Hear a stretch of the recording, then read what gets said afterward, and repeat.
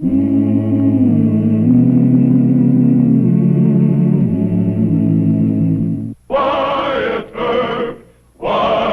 Earp, brave, courageous, and bold.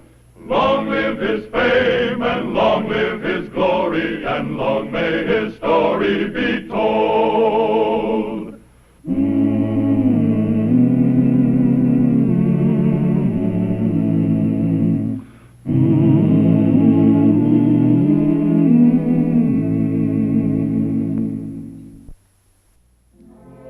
Bat Masterson, after a term as sheriff of Ford County, started drifting in search of romance and excitement. From Texas cow towns to mining towns in the Black Hills, Bat tried to live it up. Then he fell in love with a girl named Cora Watrous and returned to Dodge City full of big ideas, in which he expected his old friend, Wyatt Earp, to share.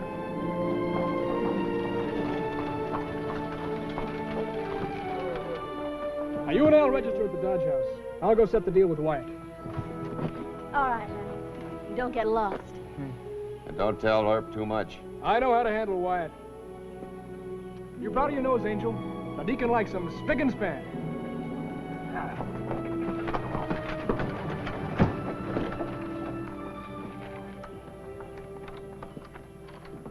How are you, Wyatt? Oh, no. Remember me? Yeah, I think I do.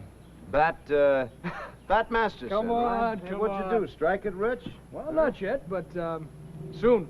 Oh, well, we better get off the street. The whole town will be talking. Come on. Okay. So I told Al and Cora I wanted my old pal, the Deacon, in on this. Just wait till you get a good look at Cora. Wyatt, I tell you, she's the girl for me. This time it's for keeps. What's the matter? Don't you like the plan? Well, I think ranching can be mighty practical. Practical? You ought to see this Wyoming spread. I tell you, there's grass up to your knees and water in the rivers all year round. Al Watrous, wasn't he in some kind of trouble in Missouri? That's been settled. Al's been straight for 2 years. Look, Wyatt, I'm trying to cut you in on a legitimate deal. Well, the trouble is, Mr. Masterson, I can't quite imagine you settling down to ranching.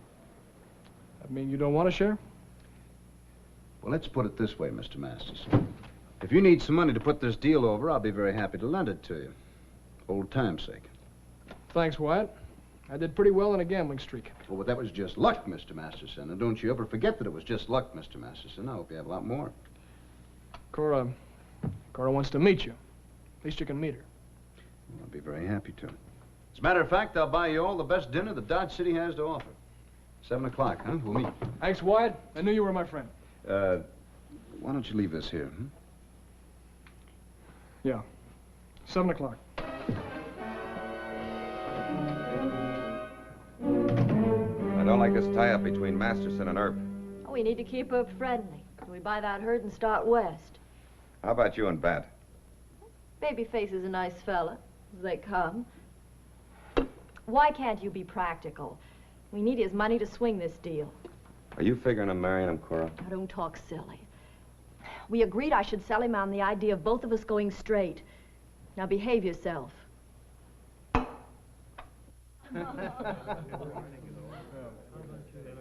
Isn't she a honey, Wyatt? Yeah, she's real pretty. You know, I'm kind of jealous. I don't understand it, Mr. Earp. Why hasn't some bright girl picked you off? Well, A lot of them have tried, Cora. Wyatt's still faithful to his wife. She died back in Illinois. Oh, I didn't know. I am sorry. it's quite all right. Things like that happen sometimes. I hate to break this up in a rush, but we've got a cattle deal to close. I'm sure the marshal will excuse us. Sure.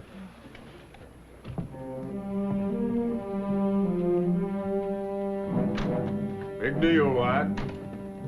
They bought 500 head from Riley and Sims.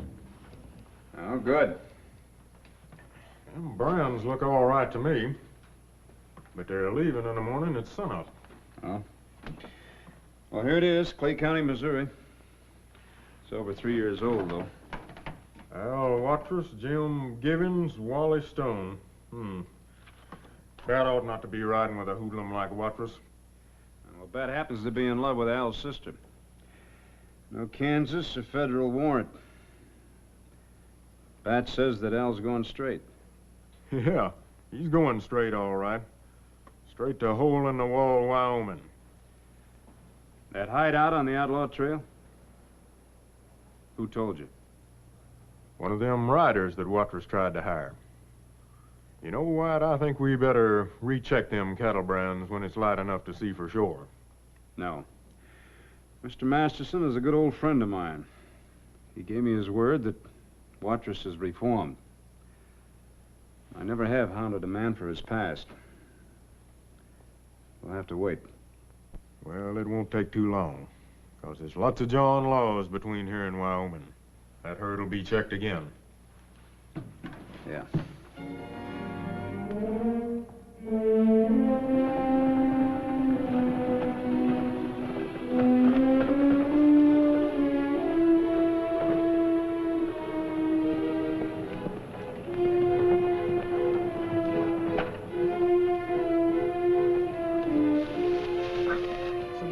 After us, boss. What for? They checking brands. They held that Colorado outfit at the Smoky River 2 days.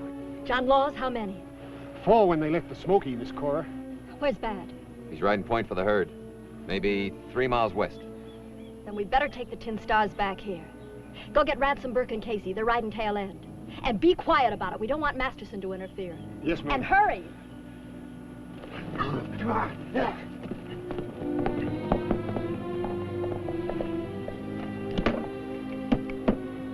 You keep out of this.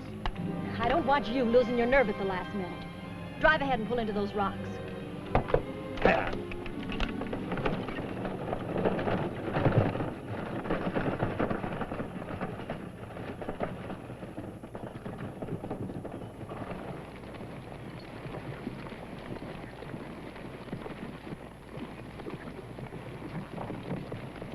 Not yet. Get down.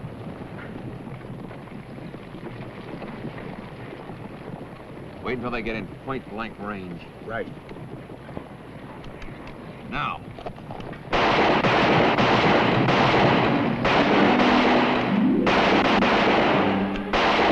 Whoa! Whoa! Let's get out of here!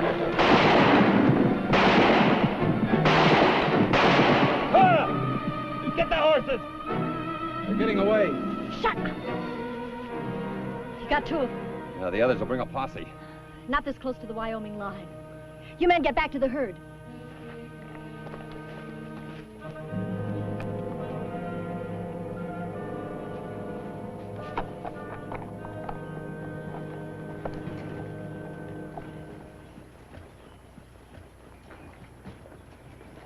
I've been back here twice. Where you been?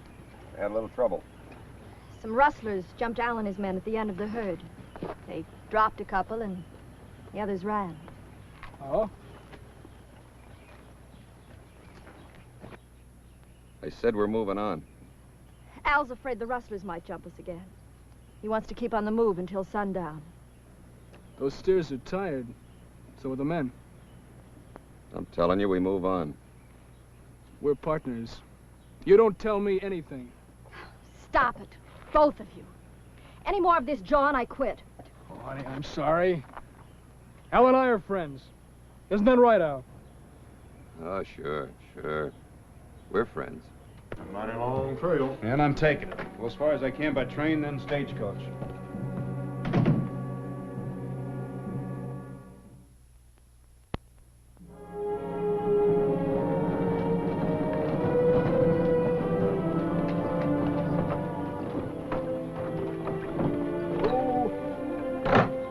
I'll buy the grub and stuff.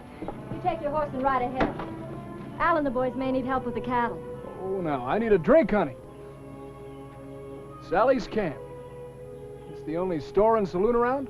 Not a town in 30 miles. You getting cold feet? I wouldn't be lonesome with you, honey.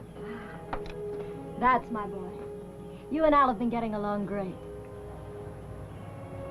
Thanks. I'll tie up the horse.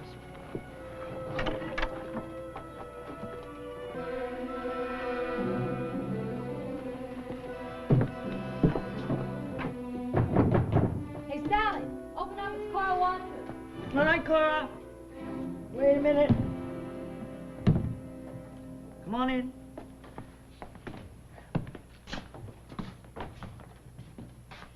Masterson, say hello to Sally Rode. Howdy, ma'am. Saw you kissing. You gonna marry Cora? Well, I sure am. He's kind of cute. Help yourself at the bar. Well, thank you, I will.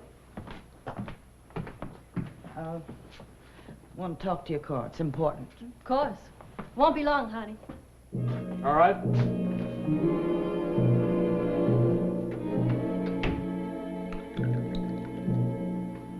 And it was a posse out of Colorado. Now, you folks stay in Hole in the Wall. I can't afford to have you around here. Hal thought they were rustlers. Rustlers. I don't care about that. His name's on the Dodger. Al Watrous. All right. We'll buy supplies for a month. And you fix it with them other outfits over in the hole. There's some mighty mean boys camping there. Al's doing that right now. We'll keep you clean, Sally. As clean as you can get without a bath. And don't you get sassy with me. Simmer down, will you? You can take a joke for cash. Now listen here, you...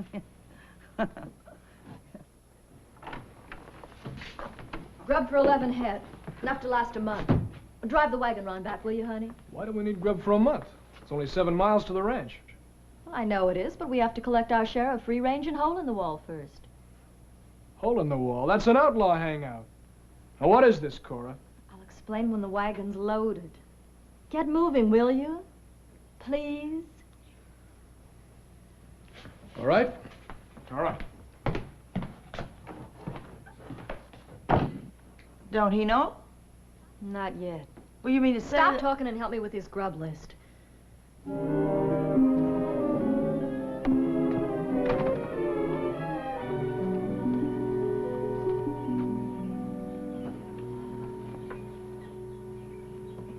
All right, now what's this deal about hole in the wall? Just what I said. We collect some free range. From the rustlers in the hole? They won't bother us. Al should have told me. Well, he wanted to, but I didn't want any more arguments. I'm right in the middle.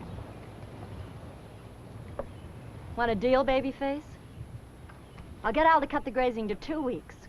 We'll move out to the ranch, and I'll marry you. I don't know. Never mind.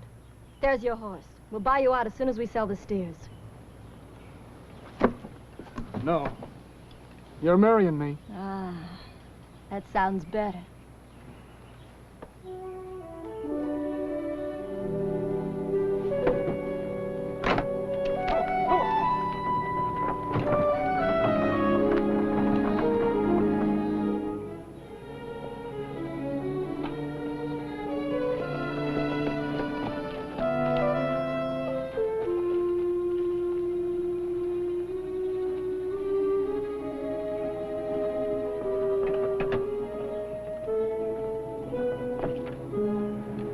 I don't know why you turned the herd away from the ranch without telling me. I was scared that you were still a Jenny Law at heart. What's that got to do with it? Our spread is 2 miles east of Hole in the Wall, Pat. That means we have to get along with the outlaws who hide in there. If we don't, they raid our cattle. Sure, I see that. Look, Cora doesn't want us to have any more arguments. She don't like it. She'll run out on us. You want that to happen? No. All right, forget it.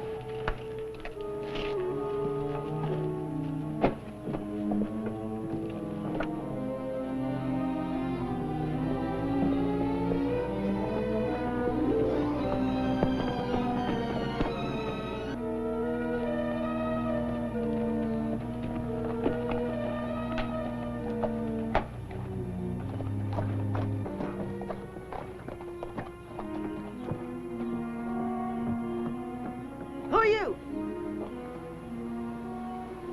Name's Bob Anderson. Supposed to meet a couple of my friends here. Where are they coming from?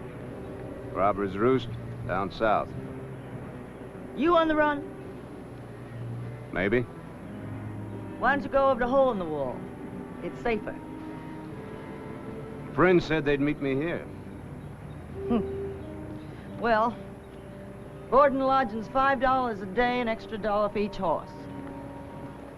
Thank you.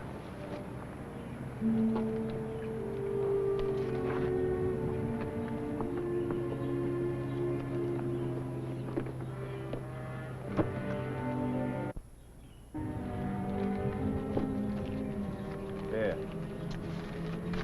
that on my account. Tonka! Take care of the horses. Don't give them too much water. Make yourself at home. Thank you, ma'am. Hey, Tonka. You have to take care of the horses. Make a sneak for it to the hole. Tell Cora Waters I got a stranger here. Looks mighty like Johnny Law to me.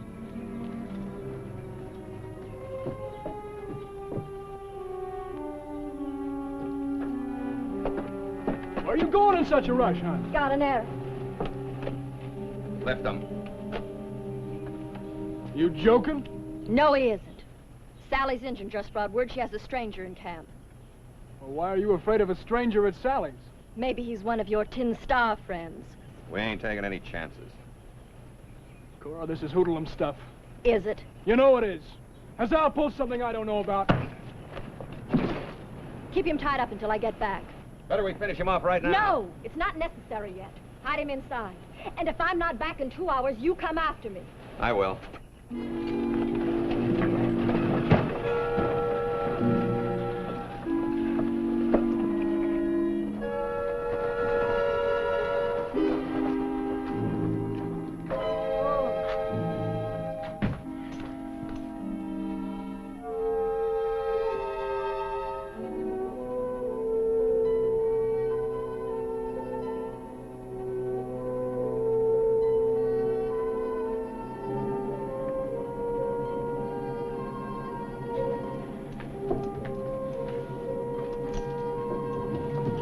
Sally!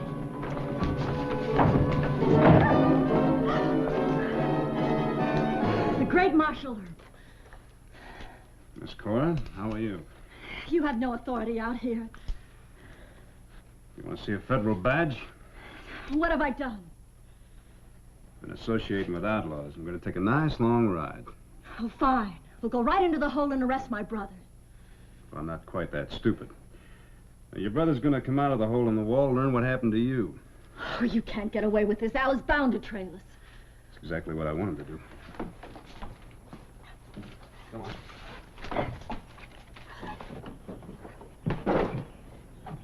Leave this for Al. Trade you for Mr. Masterson. How is Mr. Masterson? He's dead. Well, I doubt that. Climb on that horse. I will not. I said get on the horse. Don't touch me! All right, I guess I'll have to put you on. No! I guess I'll have to tie you on. And you stay in that saddle. Otherwise, you'll find yourself hanging head down. Just take it easy. You coward! You bully! Now, look, any more talk out of you, and I'm going to put a gag on you. Now, just hold still.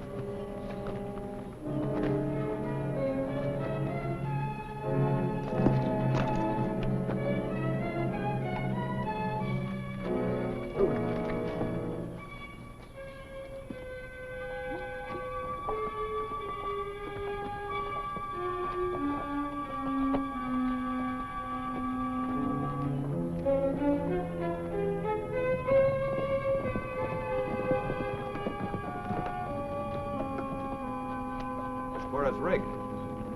Sally! Sally! Looks like trouble. Cover me.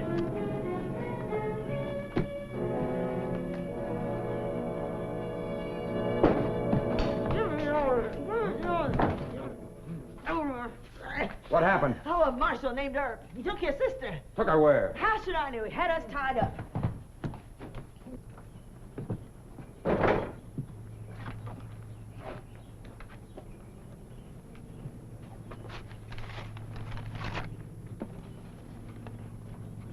Two can play that game. What is it, Al? The marshal arrested Cora. They're headed for Stone Canyon. I left Masterson at the cabin. You and Casey ride back and untie him. Bring him here quick. Right. Herb thinks I won't fight for fear of hurting Cora. Just wait till he sees Masterson pushed in front of us. Now hurry! Hey!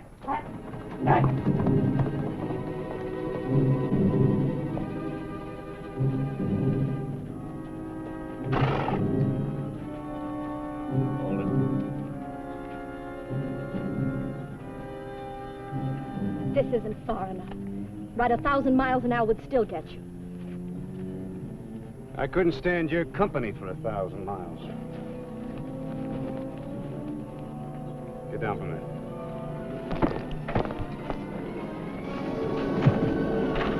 No, I'm not Mr. Masterson or any other easy mark. Now you get up that hill and behave yourself. Go on, move.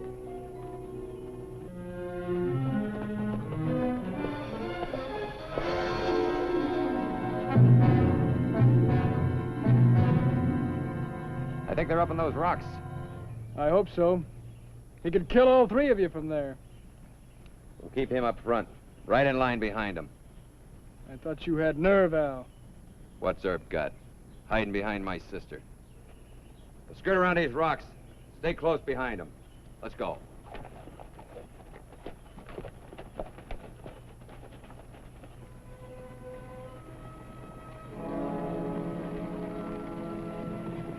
No wonder Al got kicked out of Missouri.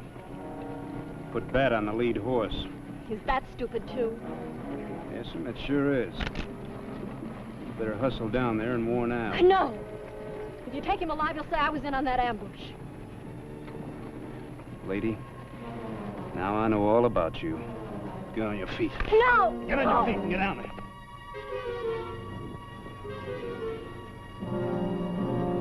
Turn her loose or Bat gets it. I don't want her.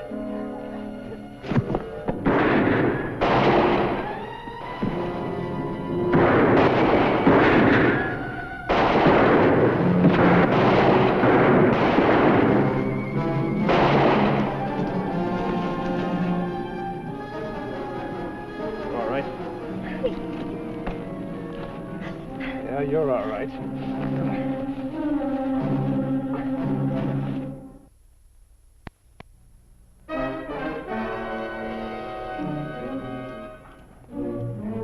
You ride Miss Cora's horse, I'll ride my own. Well, what about me? Well, you can walk back to Sally's camp. It's only about 16, 18 miles. Bat! Al, are you going to stand for this? I'm not going to walk across that wilderness. Al, are you scared to stick up for your own sister? I'll take care of Earp as soon as the jury turns me loose. Oh, so you're going to blame it on me? I didn't say that. Mr. Earp, I'm ready to turn state's evidence. I'm sorry, ma'am. I wouldn't use a witness like you. Move out.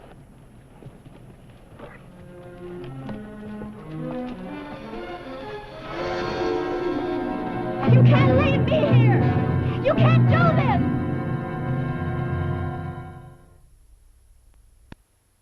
Well, he cleaned up the country, the old Wild West country. He made law and order prevail. And none can deny it, the legend of Wyatt forever will live on the trail. Oh, Wyatt Earp, Wyatt Earp, brave, courageous, and bold. Long live his fame, and long live his glory, and long may his story be told.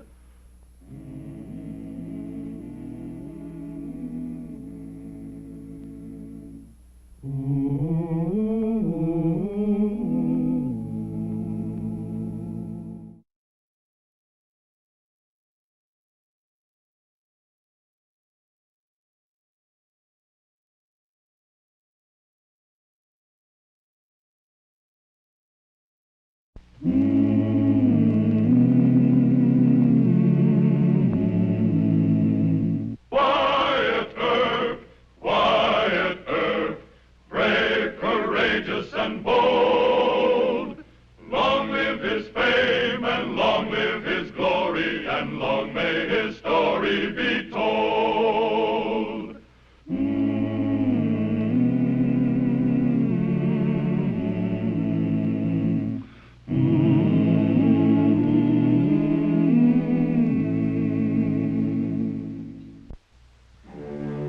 In 1879, Dodge City's day as a rip-roaring cowtown had dimmed into a peaceful twilight. Under the stern law enforcement of Marshal Wyatt Earp, Judge Tobin, and Mayor Kelly, Dodge was almost civilized.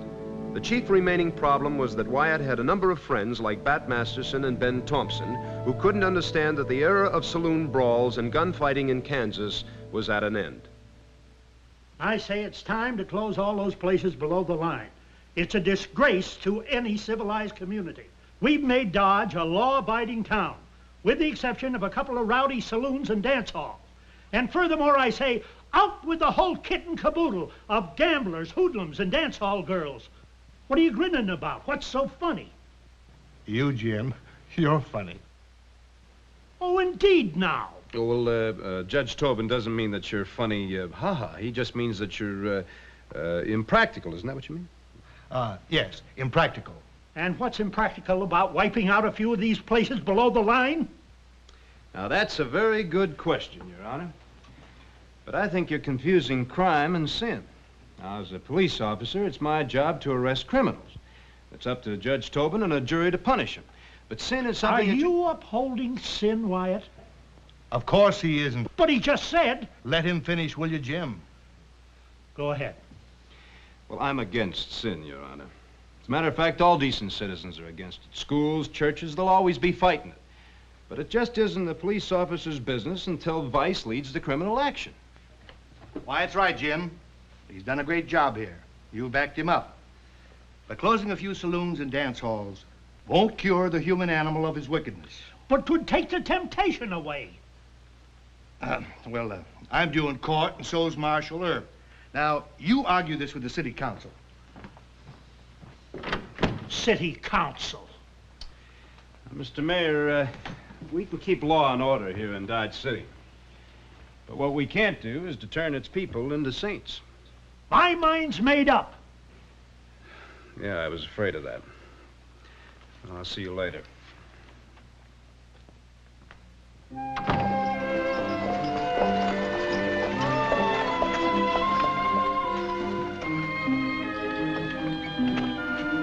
Allow me.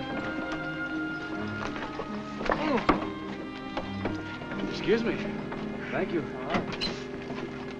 Why did they call it Dodge City? It's so little. Little, but oh my. You're not gonna be sorry you stopped off here. Only because of you, Mr. Masterson. Well, now that's the way I like to hear girls talk. Now look, the Dodge house is just up the street. Oh, the dust! Oh, I think I got something in this eye. Here. Now hold still. Oh. Better? Much better, thank you. It feels all right now. Those men, are they whistling at me? Don't you pay any attention, Miss Doreen. Fresh things. Want me to shoot them for you? Shoot them? Oh, no. Oh, I understand. A joke, huh? Don't you try to understand anything. You just leave it all to me. I know my way around, Dodge. Oh, I know I can trust you, Mr. Masterson. I can't I? Just like a brother, honey. Good.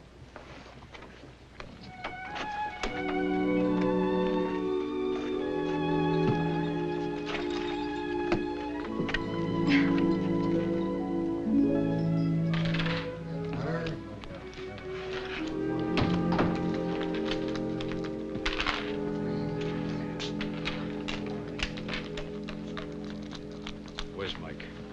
Collecting a shipment of beer at the Santa Fe. Surprise. There's something Mike ought to know. Lots of things Mike ought to know. You a friend of his? Just tell Mike that Bat Masterson's in town. He bought the Lone Star across the street. Mike ought to know that.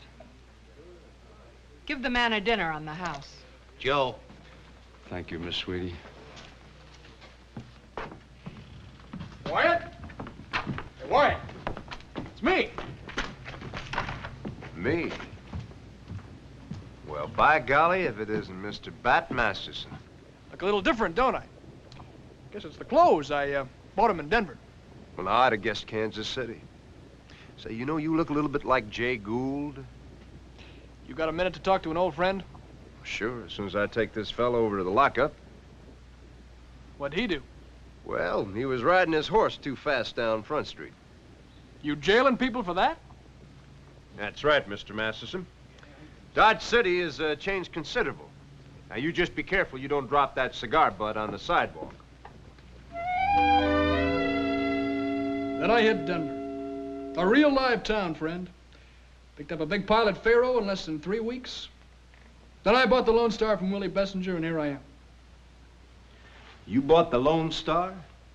Sure, what's wrong with that? It was a bargain. Besides, I was homesick for Dodge, and I thought I'd pay you a visit. You bought the Lone Star.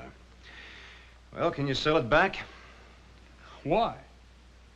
Well, to begin with, it's right across the street from Mike DeGraff's saloon. He and Bessinger never got along. Top it all off, Mayor Kelly is on a spree of reformation. He wants to close all the saloons below the line. Come on, you're joshing me. No, Mr. Masterson. The old Dodge City is gone forever. Gone? You're still here? Well, not for long. No, Morgan and Virgil will be here this week, maybe the week after. We're going to buy a cattle spread further out west, maybe Arizona territory. Hang up your guns? No, you'll never do that. You're a John Law to the finish. And Dodge will be Dodge, too. No, sir. You can't scare me, Deacon. I'm opening the Lone Star. What's more, I'm going to put in all brand new fixtures. And wait till you see Doreen. Doreen? Oh, no. Now, wait a minute. I'm serious this time. I'm to marry her as soon as the place starts paying off. Meanwhile, she'll be the hostess. All right. You sound gloomy. Just what does all right mean? It means I'll try and keep the peace between you and Mr. DeGraff. Wyatt, if he gets tough with me, he won't be around. Mr. Masterson, you are a friend of mine, and I wish you a lot of luck. Well, this talk about the end of Dodge, I don't get it. I hope someday you do get it. When civilization does come to Dodge City, I hope you won't be the last heathen shaking your fist at it.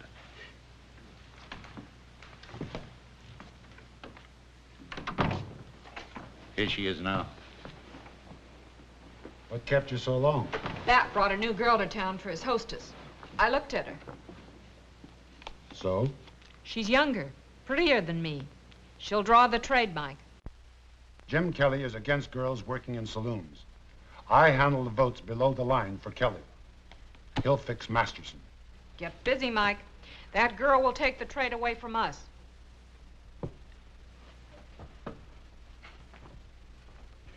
I'm not asking you to do anything unladylike. All you have to do is sit in a high chair and watch the dealers. While drunken men whistle at me. I need you, hon. It'll only be for a few weeks until the place gets going. And then what? Then, like I said, we'll be married. Married? Why, Mr. Masterson, when did you refer to the subject? Didn't I? No, you did not. Well, I'm sorry. Will you marry me as soon as the business starts paying off? Well, I'll have to think it over. You see this diamond? You say the word and I'll set it in an engagement ring. It's big. And sweet. Do I get paid for sitting in that high chair? You sure do. All right. Oh, things are beginning to clear up for me now, darling. I mean, a girl likes to know about her future. Sky's the limit, honey.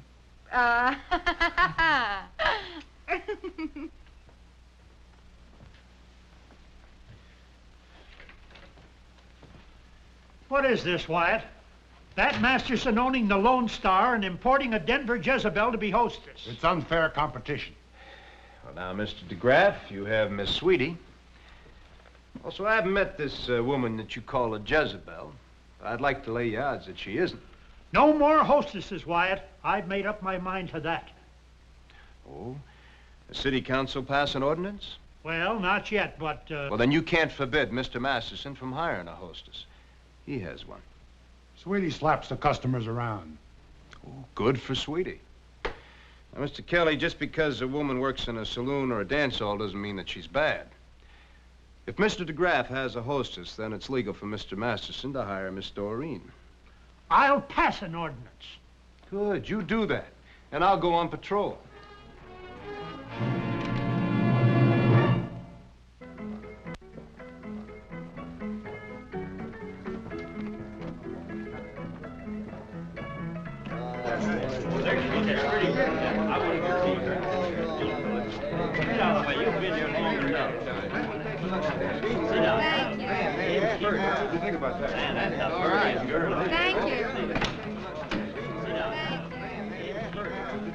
Look around.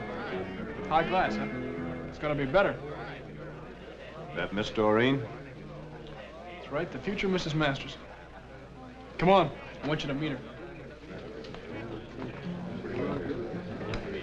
Excuse us. Honey, this is my best friend, this is Wyatt Earp. He's the marshal. Hello. Howdy, Miss Doreen. My, he's handsome. Bat tells me you're a bachelor, Mr. Earp. Yes, and I can't afford to marry. Oh, well, that's a pretty state of affairs. Bat's rich. Why, he could afford to double your salary. Well, thank you, ma'am, for the kind thought, but you see, Excuse us a moment, Doreen. I want to show Wyatt what I'm going to do to the place. Oh, well, can I come too? Because this is awful tiresome, just sitting here. No, fellas want to look at you. Come on, Wyatt. Not too bright, but kind of pretty, huh? Well, no. She's probably a lot smarter than you think she is.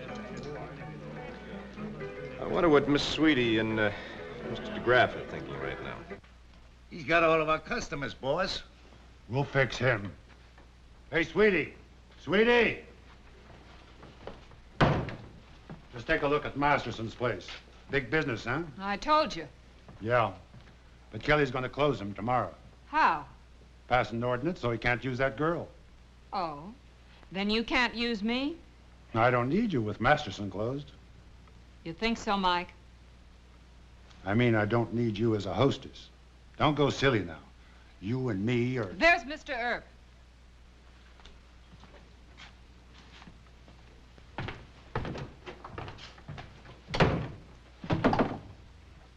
Hello, Miss Sweetie. Hi, Marshal. Just came by from my weekly shotgun check. Mike's sore. There's going to be trouble. I hope not. A glass of milk from Mr. Earp. You sit at a table with me, hmm? All right. Mike just says, sit down. Well, next time you just tell Mike, hold my chair. I have no manners either. But I am fairly intelligent, I think. Yes, you sure are. Is Kelly going to pass the law against women in bars? I'm afraid so. Right away? Tomorrow? Well, maybe not that quick. The council likes to argue. You better pass it quick. I know Mike. He's already sent for some gunfighters. Sorry to hear that. Mike's stupid, Mr. Earp. I warn you because I'm tired of keeping him in line. Well, I thank you for the milk and for the information. Do me a favor, will you? Talk once more to Mike. Once more? Of course. I thank you for the kind words you've said. Well, they're all true, and you know it. Good luck to you. My love to you.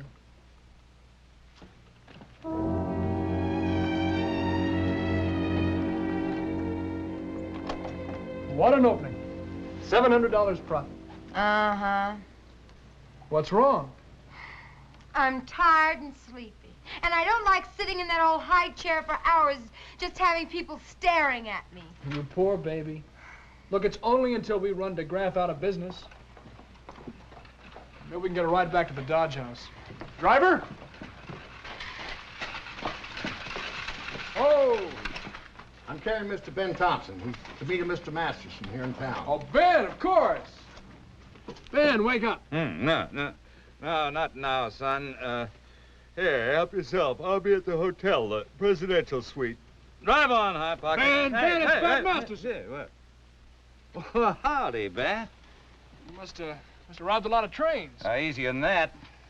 I sold a gold mine. Your telegram said something about your being in trouble. That's right. Oh, excuse me, Ben. I'd like to have you meet Miss Doreen. Doreen, this is Ben Thompson. Well, howdy, miss. You're a much better sight for sore eyes than Mr. Masterson here. Why, thank you, sir. She's the future Mrs. Masterson.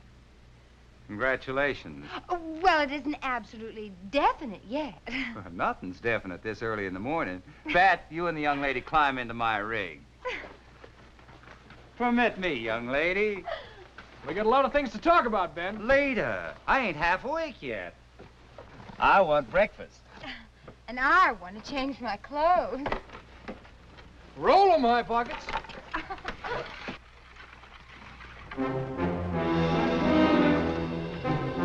Never mind the paddle.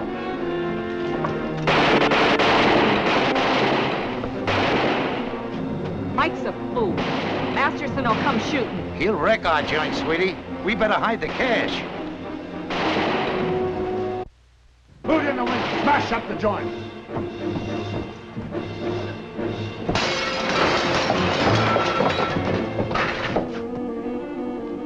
Halt! Put up your hands.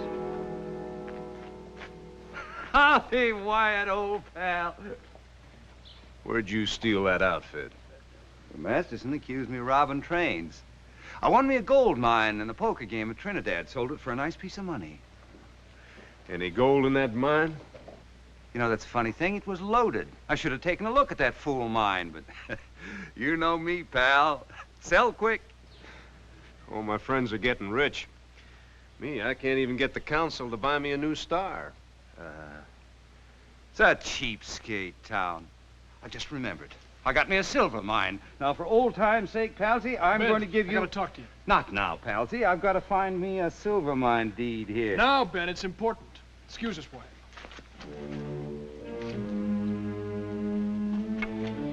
See you later, Palsy.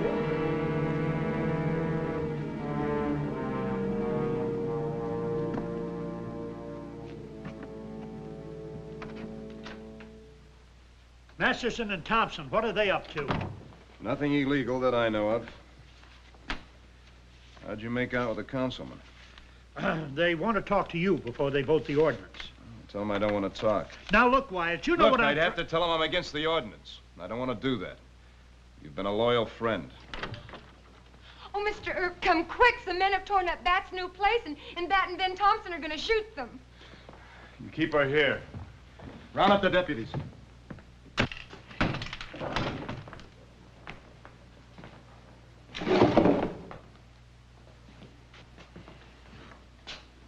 Mr. DeGraff shouldn't have done this. You got a gun? Left it in the hotel rack. Use mine. I'll get the shotgun. Come on, Bat. You and your friend. Try to smash up my joint.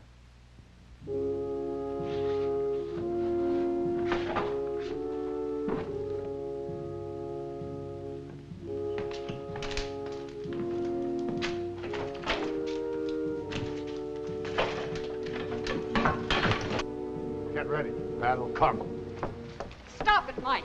Get inside. They aren't fools like you. They'll pick you off. Shut up. I know what I'm doing. Get in there. Go on. Wyatt may be partly right about Dodge. You ever see old-timers spread out in the open that way? Sweetie went inside. Let him have it.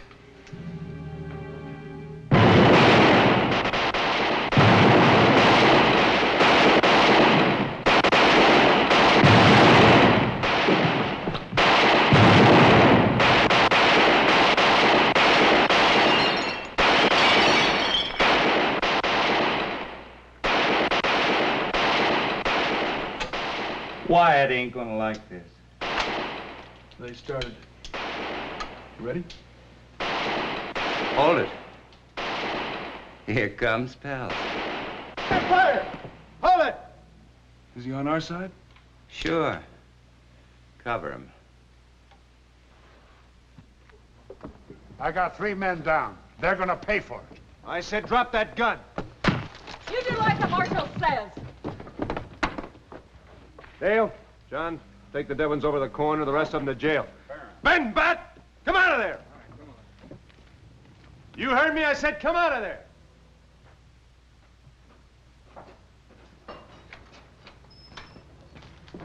Break those guns open. They started this, Wyatt. You're under arrest. Me too? No, just Mr. Masterson. You're wearing a gun. Come on.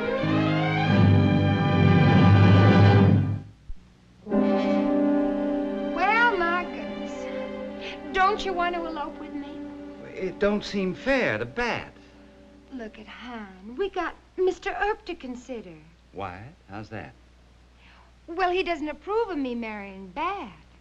It would destroy a beautiful friendship. Now, you don't want to hurt Wyatt, do you? No, I don't.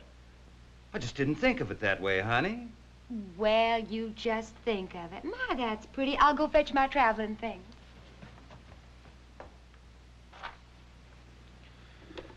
Mr. Graff and his men get 30 days. Releasing Mr. Masterson a $25 fine.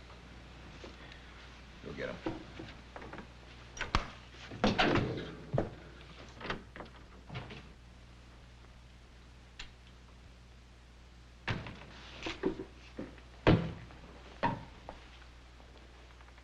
Hello, Miss Sweetie. You leaving Dodge? Have you told Mr. Masterson about Ben and Doreen? Yeah. It didn't seem to bother him much. Mr. Masterson hasn't learned that our marriage customs in Kansas are improving. Our new crop of sodbusters, well, they just don't treat marriage as lightly as Mr. Masterson does. Sweetie, I want to thank you for all your help. I didn't care about Mike. I want a smart man. You deserve one.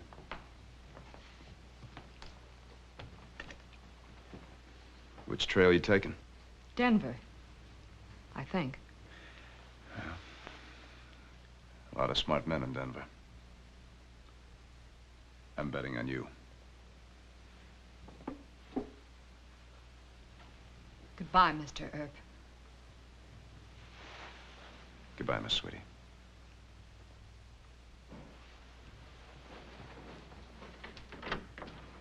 Not bad. $25 fine, Mr. Masterson. I sold out to Mike. Denver is my kind of town. Don't stay there too long. You'll find that civilization is crawling right up those mountains to Denver, too. Then I'll move west and keep on moving. I'll see you in Arizona Territory, huh?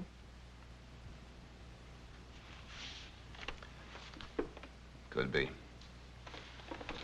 You know, I wish you could find some sweet little gal that could settle you down. Not me. So long, Wyatt. So long, Mr. Masterson.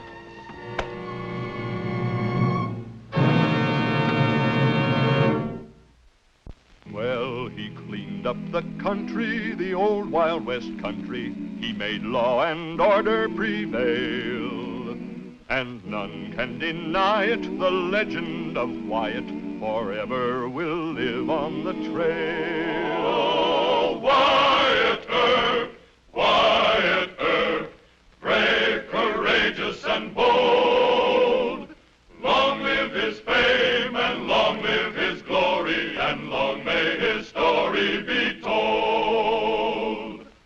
Long may his story be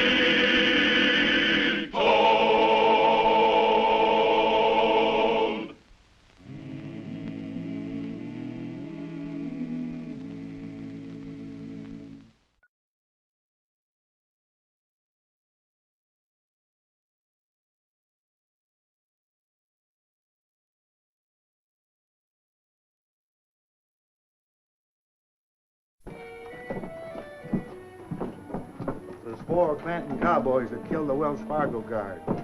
You turned them loose? Had no other choice. Ran into a Clanton ambush, Shotgun was hurt. You yourself said that he might have died. Yeah. Well, get a posse together. As many as you need to catch him. Doctor, those men are guarded by 100 top guns. I'll not have amateurs killed, and they would be fighting the Clantons. What? Doctor? John. Wyatt doesn't want to use a posse. Any other way, Wyatt? Yes, sir. Go after them one at a time. You'll never make it alone? Doc, I don't want men to die backing me up. Well, that's very commendable, Wyatt. It does you credit, but it's quite unrealistic. I'm going to run an editorial asking for volunteers for a posse. Well, I can't stop you, but I'm going to get those killers my way. Wyatt, you're a fool. Now, you listen to me. You take a posse out there, you're going to have a running gunfight for miles. You can count on at least a dozen men getting killed or wounded.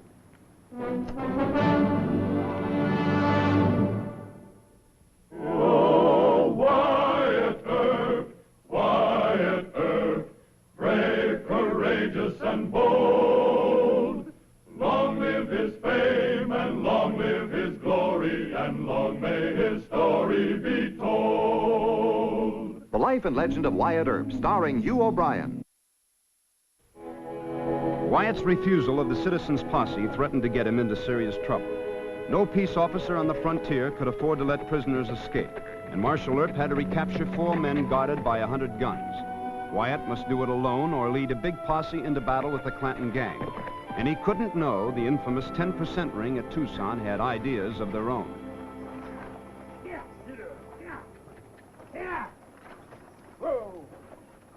You haven't told me the idea yet, Ben.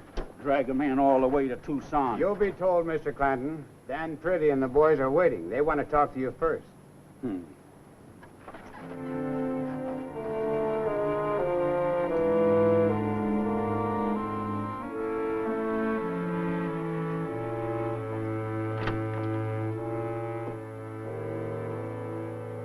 Well, I ain't surrendering, my boys, for no necktie party in Tombstone.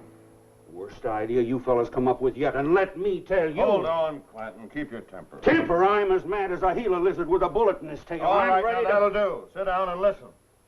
Drag a man all the way to Tucson.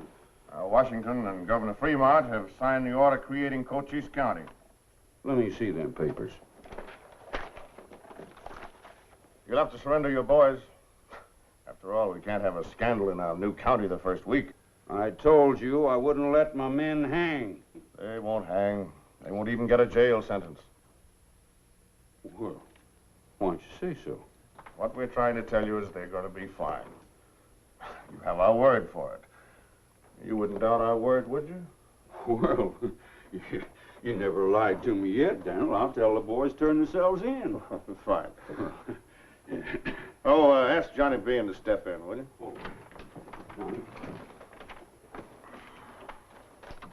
Good morning, gentlemen. You've been made sheriff of Cochise County. It went through. I told you it would. How many witnesses has Wyatt Earp against the Clanton Cowboys? Just one. Jake Devers, the stage driver. Where is he? Under guard in a hotel. You see to it that he doesn't testify. But, gentlemen, are you asking me to... Oh, shut up, Bean. You don't have to do the job yourself. Hire the job done. Well, yes, sir. Gentlemen. Men wanted. 4 Clanton cowboys murdered the guard of a Wells Fargo stage last week. Marshal Wyatt Earp will lead a posse to arrest these men. The editor of the Epitaph has signed his name as first volunteer. All able-bodied men for law and order will sign their name. I'll sign mine. I'll sign too.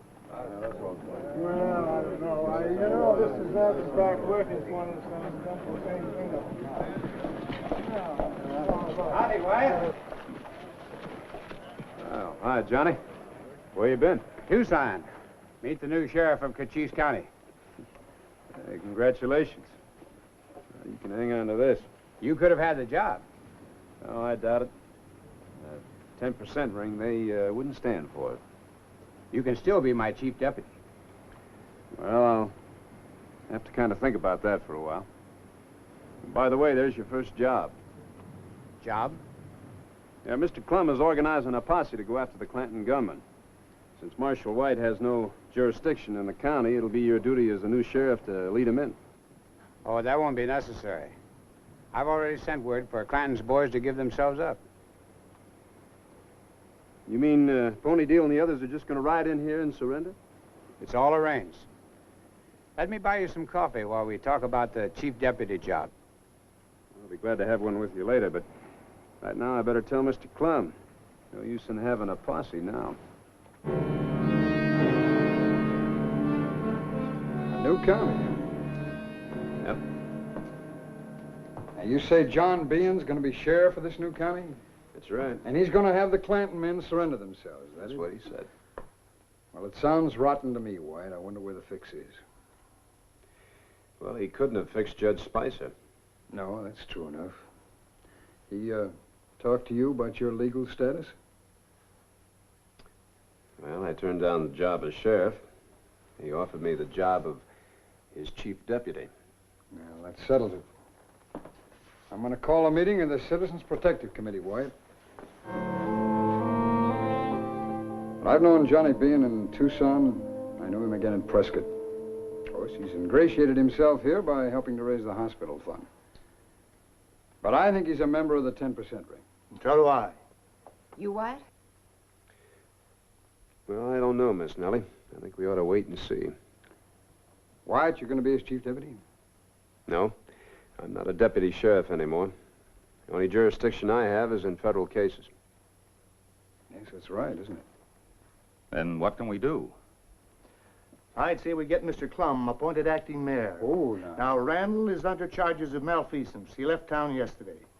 Then the other members of the city council can't object much if you, Doctor, and Miss Nellie insist. That's right. I don't think they'll want to expose themselves. Well, now, wait a minute, Miss Nellie. That's nice of you to say, but... well, I'm a newspaper man, not a politician. I can't be mayor. John, this is an emergency. He'll only have to serve until we can hold an election. The idea is for you to appoint Wyatt deputy city marshal under Marshal White. Well, that's a good idea. It's more than just a good idea. It's our only defense against Behan. Well, I've got to get back to the office. I move the meeting adjourned. Just a minute, Doctor. I think my appointment ought to be kept secret for a day or so. And if Behan is a member of the 10% ring, well, he may show his hand. I'm for that. Well, I agree. Miss Nellie? Going back to the hospital? Heard? Doctor? Yes. allowed.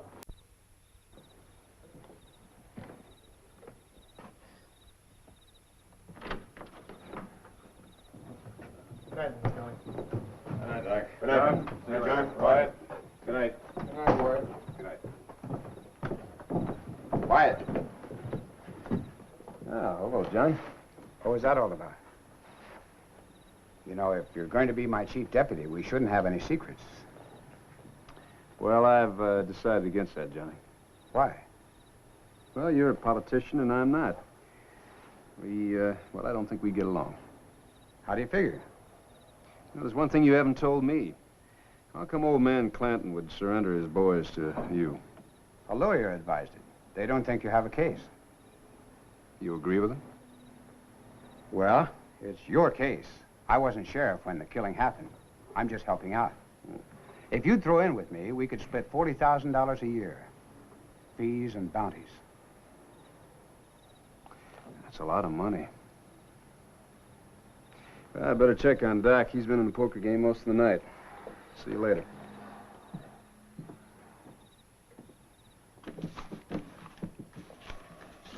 Ante up, Gibbs. Where's your money? Most of it's laying right there in front of you two fellers.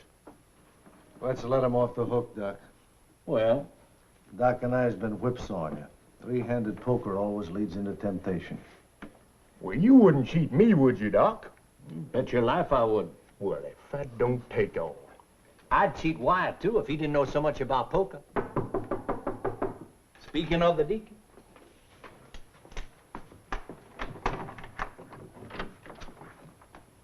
Lock it again. Well, gentlemen, Mr. Johnny Behan is our new sheriff of our new county. You're joshing. No, official. Is he wearing a gun? He said old man Clanton is sending Pony Deal and the others in to surrender. What's the fix? I don't know. We better get Mr. Devers over to another hotel. You're our only witness to the murder. We'll put him over at Miss Cashman's. Well, that'd be a waste of energy. I'll go shoot Johnny Bean myself. That isn't going to help. I never did like Bean. This is the time we gotta go start shooting, Wyatt. I've told you that, and Shotgun's told you. We should have killed Pony and his boys without trying to bring them here for a trial they don't deserve. Now, wait a minute. No fool's play, Doc. Bean's wearing a star this time. That's right, Doc. They'd hang you for sure. Maybe I can insult Johnny into drawing first. No, they'd still hang you. Well, maybe I was wrong about Bean. We could have misjudged him. It ain't likely. Here comes Pony and his boys.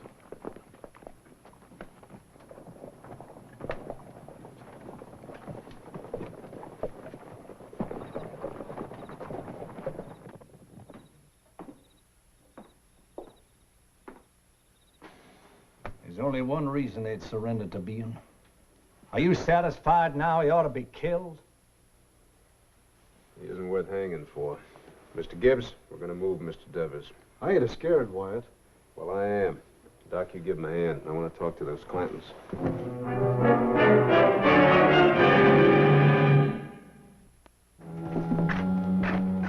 Well, Ben? Don't say anything out here. Inside, quick.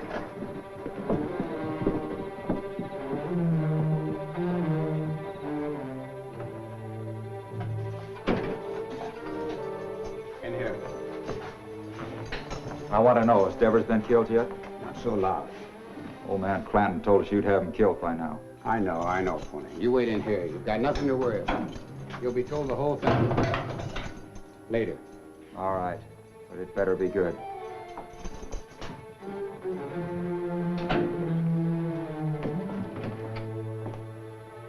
Oh, Wyatt. I just locked up the men you were after. Well, thank you kindly. Any objection if I talk to him? Not at all. Help yourself.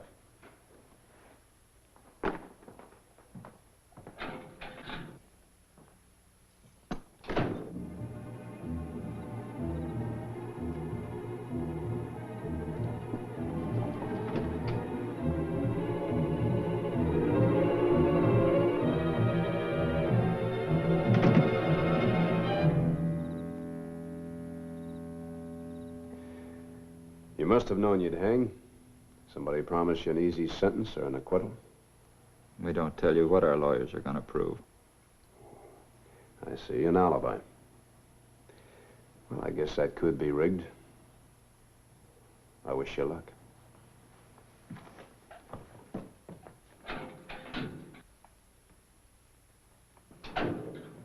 Well? They've rigged an alibi. Would you know anything about that? Great Scott, why would I? I'm trying to believe in you, Johnny, but you got those boys in here too easy. Maybe they do have an alibi. The stage driver could have been mistaken. No, he couldn't. They didn't even bother to keep on their masks. You trying to get me mixed up in this? I did you a favor when I persuaded old man Clanton to send those fellows in. Why would Clanton do you a favor? Lots of reasons. I'm the sheriff now. I collect taxes. This is a new county. The old man doesn't know how he stands. And I won't take an insult from you or anyone else. Well, if the shoe fits, Johnny, you call me out. What good would that do? You're faster with a gun, but if you killed me, they'd hang you. Look, I tried to make you my chief deputy. And I tried to be friends, Wyatt. I tried too. I needed friends in this town.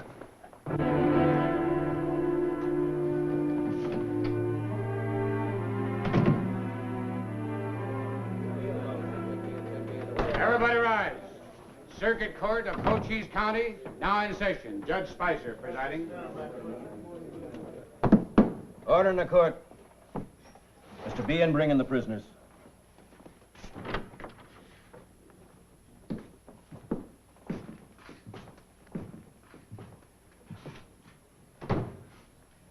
men are charged with the murder of Tony Briscoe, a Wells Fargo guard. How do you plead? Not guilty, Your Honor. Mr. Earp, I believe you have an eyewitness. Yes, sir. They're bringing him over from the hotel.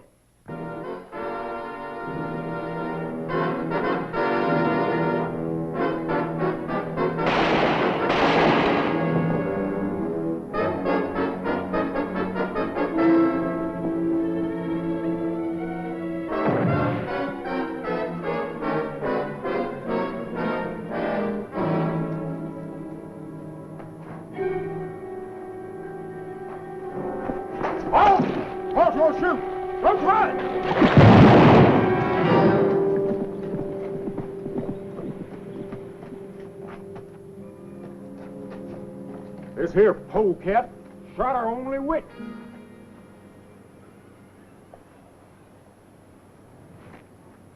Now, you could have just winged him. You might have been able to tell us who hired him to have it done. It would have cost him his life to do it, just as it cost Jake Devers. And now we haven't got a case. You better toughen up, Wyatt. This is a shooting town. I done the best I could, White. I called to him to halt. Besides, it ain't easy to wing a man with a 10-gauge slug. Well, what's done is done. I'll have to go tell Judge Spicer. Take care of him.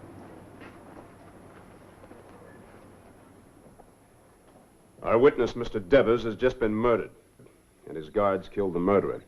But if the court will grant a continuance, I'm sure I can find the man or the men who had this done. He never had no case against us, and now he admits it. Sit down. Do you have any information which might lead to the men who hired the murderer? Not right now, Your Honor. I'm sorry, Mr. Earp. The court cannot hold anyone without reasonable evidence.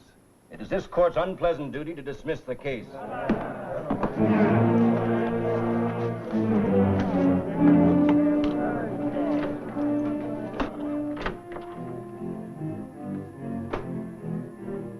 Well, Doc, the judge turned them fellers loose. Where's Johnny Bean? Over at that fancy new office of his in the courthouse, I reckon. Mr. Gibbs, it is my considered judgment that Johnny Bean hired that killer. Yeah, mine too. But we can't hardly prove that. This is my judge and jury. You go tell Johnny Bean that I'm gonna shoot him on sight. And you just try that and they're gonna hang you. Yeah, I know. They'll hang me. I haven't got much time left anyway. And I don't know a better way for a man to die. Doc, you're a mite sad. Yes. I'll clear that up right now.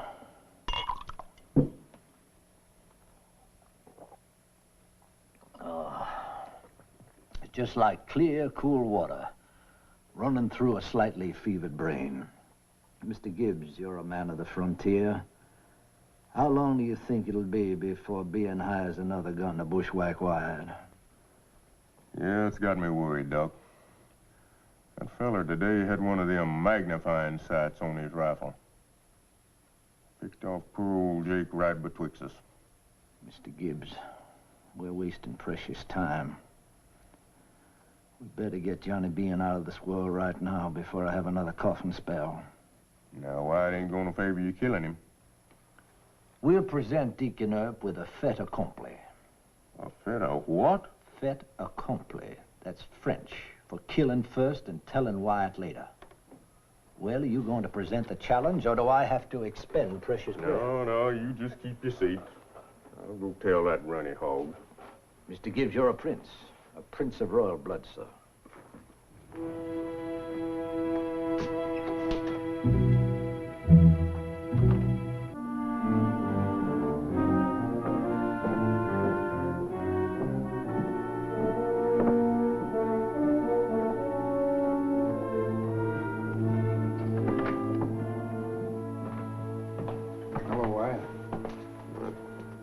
Wyatt, it's too bad.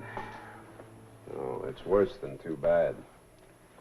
Well, all we can do now is try to link John Bean with a 10% ring.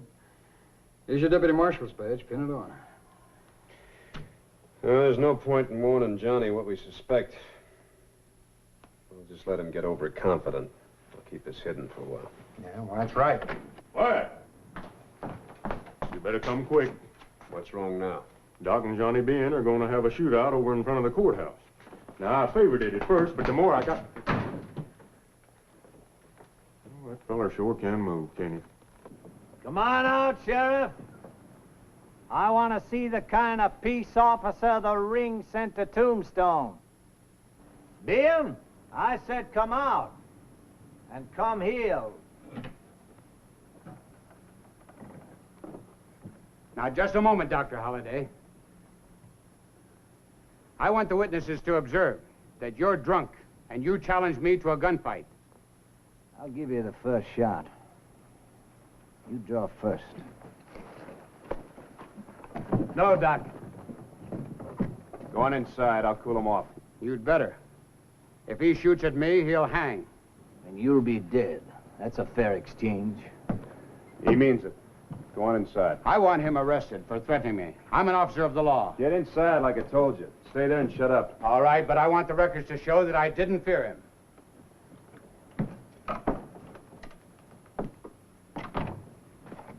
Doc, you need some sleep. You'll regret this to your dying day. All right, all right. He's thrown in with the Clantons. We can't prove that. Deacon and Tombstone, you can't prove anything. You just shoot on a reasonable suspicion.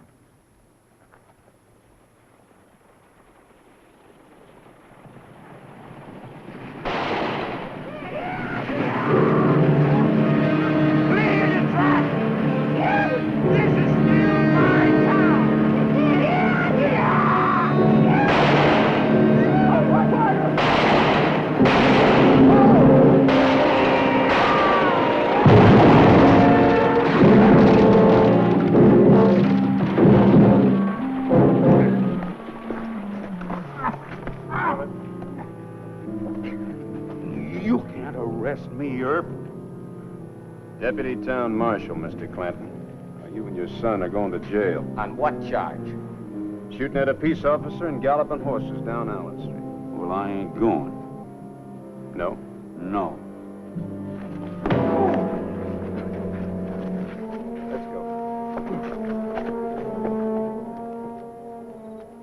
All right. Then what happened, Wyatt? Well, then Judge Spicer fined them $50 apiece, sentenced them to a night in jail. Well, a $50 fine certainly isn't important, but that night in jail, that's wonderful. Just wonderful.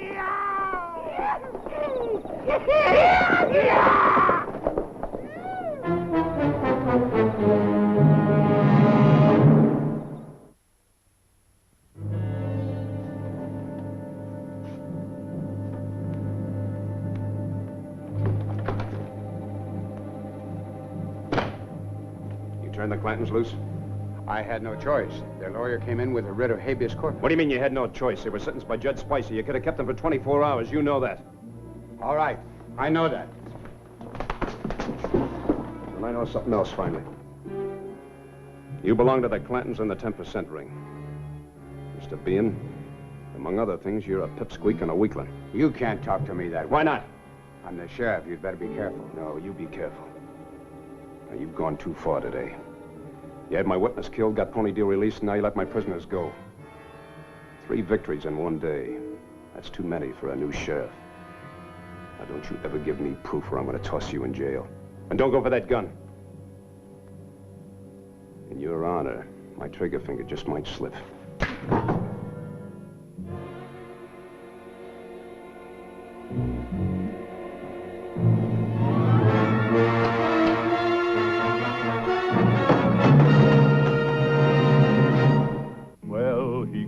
Up the country, the old Wild West country, he made law and order prevail.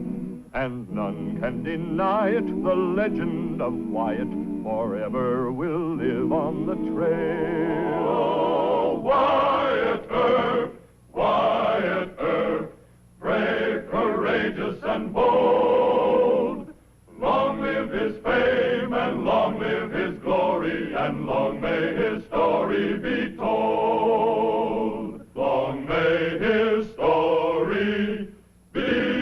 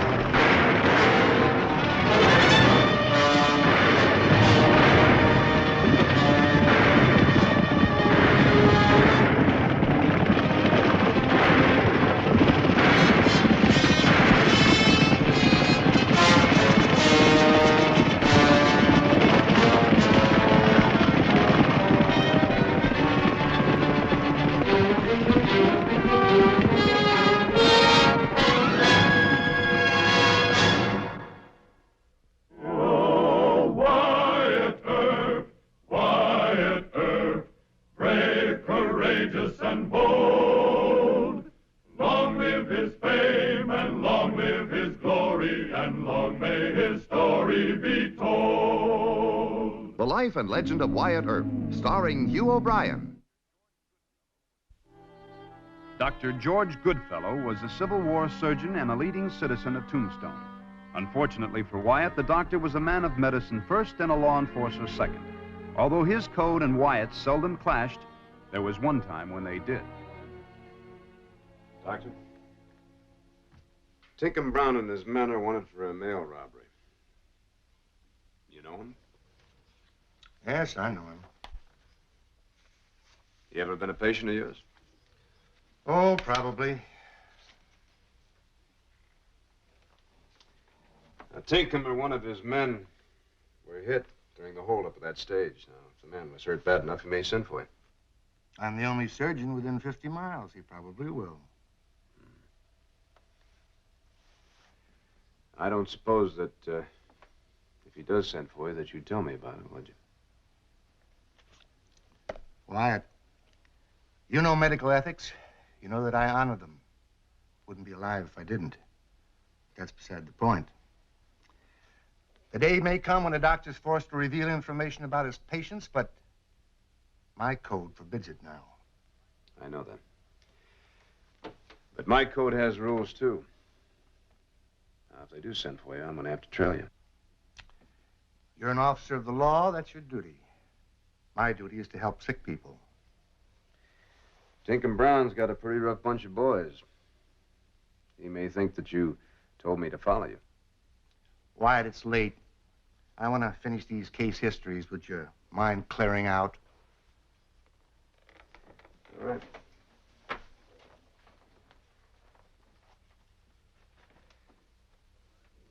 You, realize that you could be killed? I lived through the Civil War. Could have been killed in a dozen battles. And 50 times since.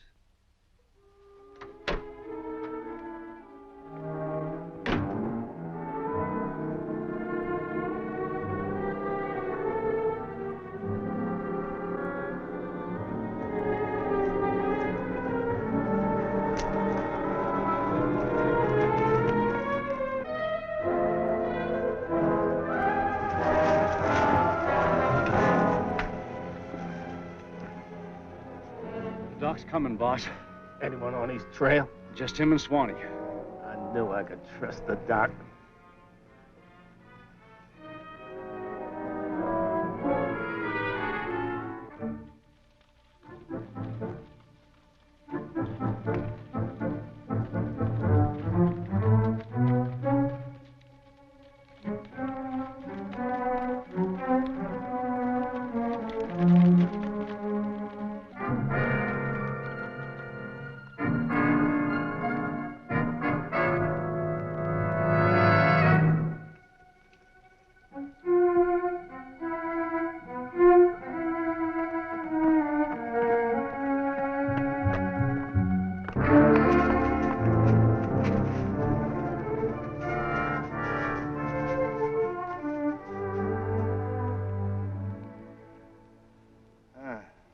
Don't hem around. Talk right out, Doc. The bullet went through your chest, lodged against your spine. right, take it out. I'm not that good a surgeon. You're the best there is, Doc. Nah, just talk. What do you know about surgery? From the paralysis in your legs, I'd say that the bullet's pressing on the spinal cord. If I go in there, one slip of the knife could kill you. Then there'd be a slip of the trigger, Doc. Put that thing away. Doc's my friend, Swanee. You know I got no choice, Doc. Man might as well be dead as paralyzed. Well, I've told you part of the truth. Now I'm going to tell you the rest of it. Wyatt Earp talked to me about you last night. I think he's followed me here. That John Law. That's all right, boss. We'll take care of him. You'll do nothing of the kind. Now, just a minute. I'm going to need Earp for this. If he's brought Holiday, I can use him, too. But the operating? They wouldn't help me, Doc. And they ain't gonna arrest us. It's your only hope. Now, it's my job to save your life. Earp doesn't want you dead. You'd be no use to him that way. Now, do you want me to talk to him? Or do you want to finish up like a dog with a broken back? You mean this one's on the house? No shooting on either side? That's what I mean. All right. See what you can do, Doc. You boys do what he tells you.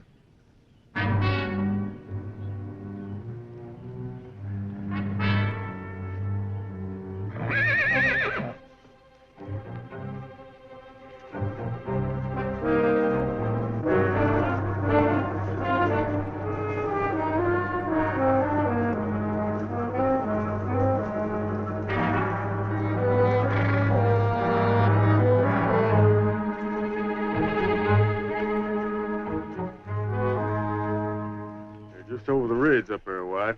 We're gonna have to leave these horses down here and walk up, else they'll hear us. No, I don't want to go up there yet. Wait until Dr. Goodfellow leaves. I don't want him catching a bullet for his trouble. Maybe they done already killed Goodfellow. Serve him right if they had. It's foolish that he'd have such a regard for Hoolham's life. I always figured him to be a coal man.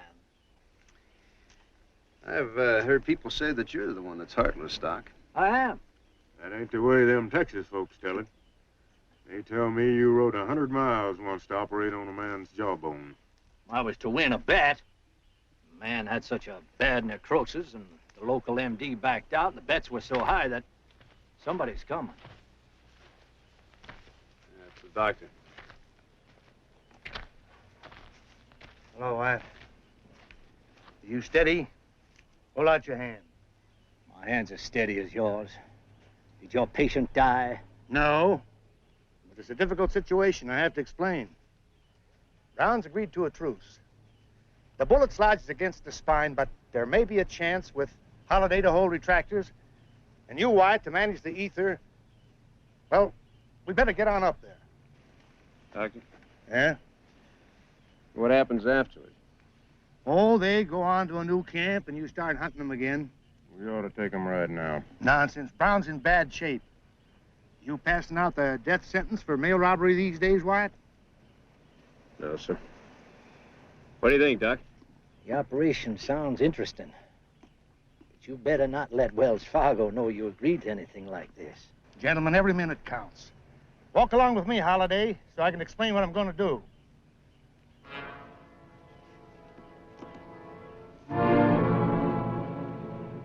Come on.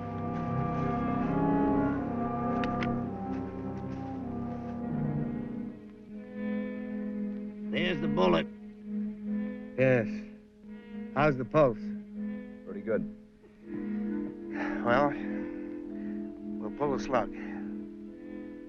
Use a clean sponge, Holiday. Be ready with the clamp.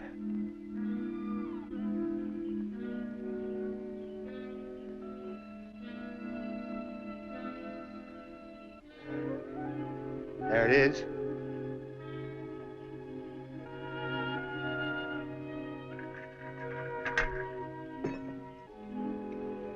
Is he gonna make it, Doc? Can't tell for a couple of days. Keep him right where he is. Give him laudanum to keep him quiet. If he starts fever, send for me. What about Earp? The marshal agreed to a truce. He'll keep it. That's right. For how long? Until Dr. Goodfellow says he can travel. And if you boys don't come into Tombstone, I'm going to come after you again. You'll come in if you got any sense. Oh, quit the gab. Mr. Brown is my patient. After he recovers or dies, I have no further interest in the matter. It's up to him to decide, if he lives, whether or not he wants to remain a fugitive. You did a pretty good job, Holiday. I wish they'd let us take him up to the hospital so you can keep your eye on it. Oh, no. No, you Johnny Laws are going to push along. Holster that gun. I said I don't want him moved at all, not even to the hospital. I don't expect you to thank Marshal Earp for what he's done, but if there's any more of this behavior, I'll not see Brown again. Come along, Wyatt.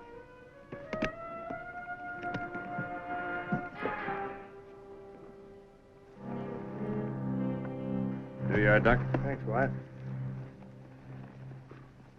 Will Brown make it? Well, he has a chance. Wells Fargo says that he got away with $15,000 in that mail robbery. Probably.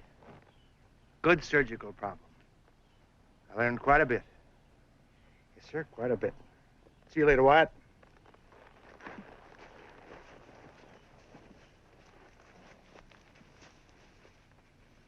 Wyatt, they ain't gonna stick with Tinkham.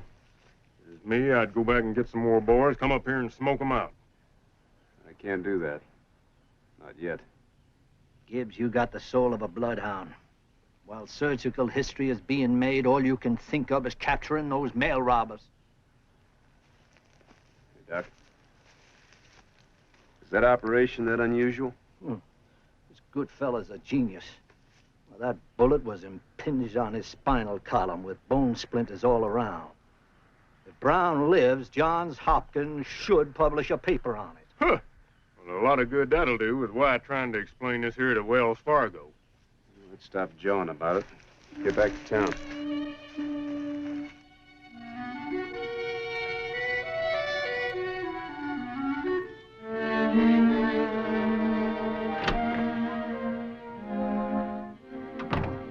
You lost him? Not exactly. What does that mean? Tinkham Brown was wounded. The gang sent for Dr. Goodfellow. Didn't you tail him? Yes, sir, we tailed him. Doctor had to operate in order to save his life. Why didn't you pick up the others? Because Dr. Goodfellow pledged us to a truce. We had to help with the surgery. A truce with mail robbers? Oh, now, Wyatt. I'll round up a posse. Oh, wait a minute, Mr. Thacker. This is a personal thing with me. When Dr. Goodfellow told me how bad Brown was hit, I just couldn't sentence a man to death. I'm not the judge and jury, you know. All right, Wyatt. But we've got the job to finish. Just tell me where Brown is. We'll pick him up. I can't do that either. Why not? Because Dr. Goodfellow's a friend of mine. Brown is his patient. Well, the way the doctor sees it, I had to trail him. You know, that was my job.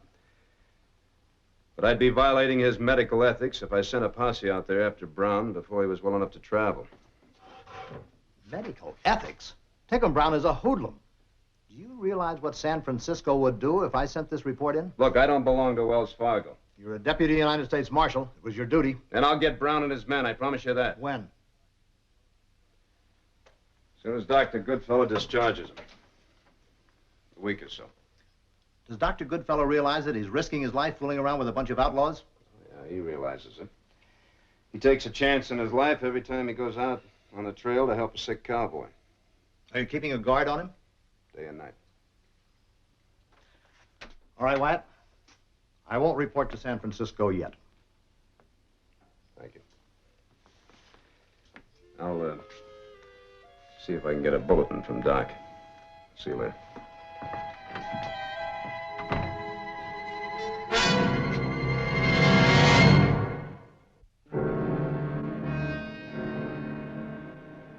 How you feeling, boss?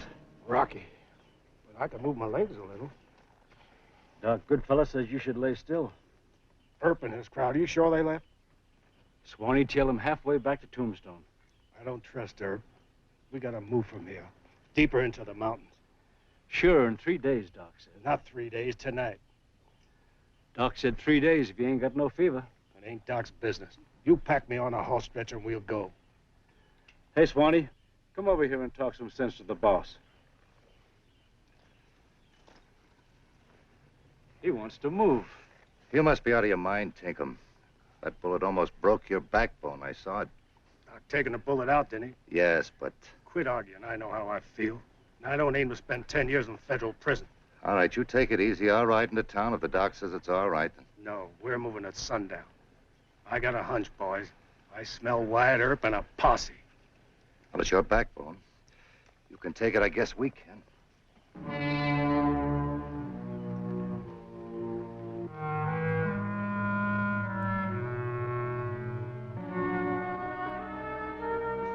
What? One of them Tinkham Brown men just come for Doc Goodfellow. Has the doc left yet? No, he's still got some patients to see. Where's the Tinkham man? Sitting on the front porch.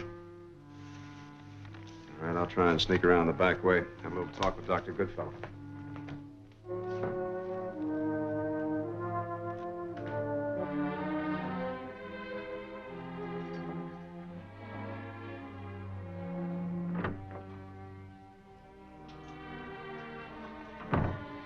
Evening, Doctor. Well, you have quite a spy system. Mr. Gibbs said that he saw one of the Tinkham Brown boys out front. Brown started a fever. I'll have to go. What if he dies? They'll blame you for it. Oh, I've been blamed before. Real bad bunch, Doctor. I'm not interested in their morals. Brown's feverish, post-surgical. If his name was Smith, I'd still go. No, I don't like it. I'm sorry, Doctor, but I'll have to trail you again. That could really get me in trouble, you know. Doctor, I played it your way this morning. Now, Brown had his chance. If something does go wrong, you'll be much safer if you have guns covering you. I will consider it unwarranted interference. Just the same, you may need help. We'll try to be there.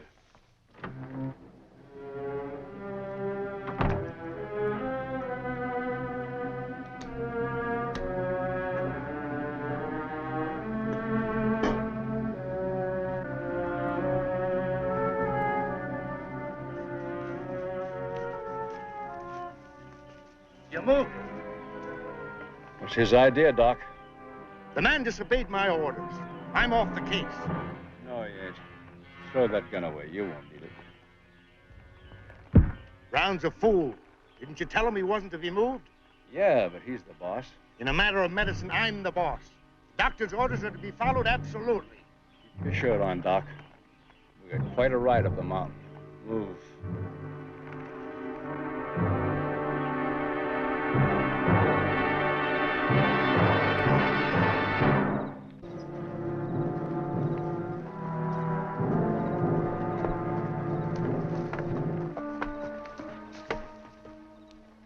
No light up there. Something wrong. You reckon they've moved Tinkham? If they did, he's dead or dying. Well, there's one way to find out. Come on.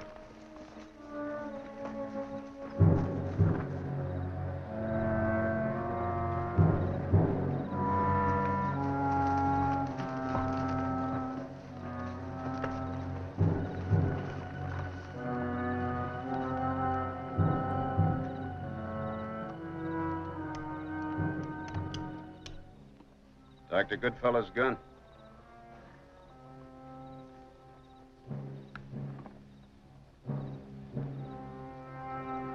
It'll be daylight.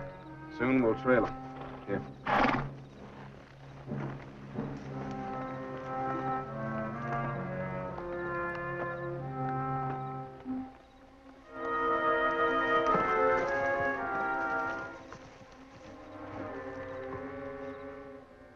My legs feel numb, Doc.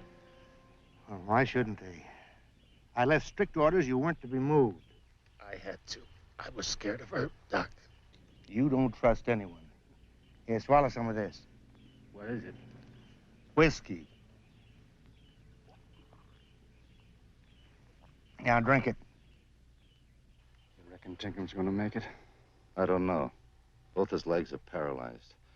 Where's the money? He's laying on it. I'm gonna find out how bad he really is.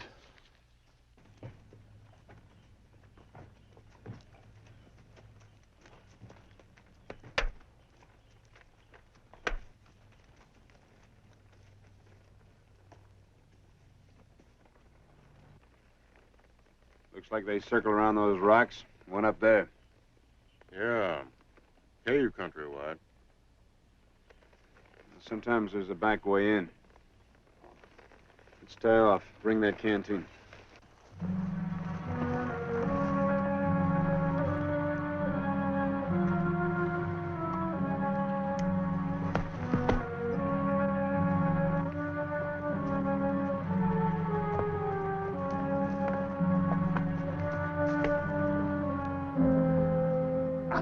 Done for, ain't I, Doc? Oh, I wouldn't say that. Have you lived for another 30 years? You docs, you always play it close. But that numb feeling, it's come up higher. Don't try to talk. I'm gonna pinch your belly. If you feel it, nod.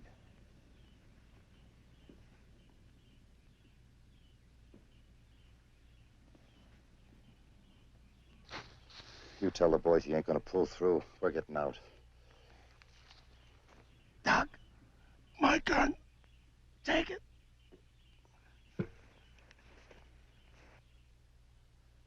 I'm laying on the money, Doc. Pay yourself off. Thank you, no. Look, Doc, we know he ain't gonna make it. Now you stand back. Leave him alone!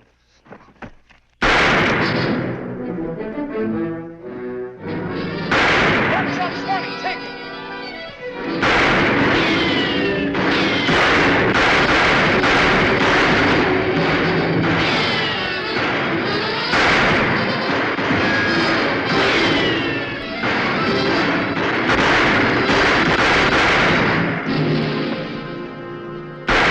All right, Doc?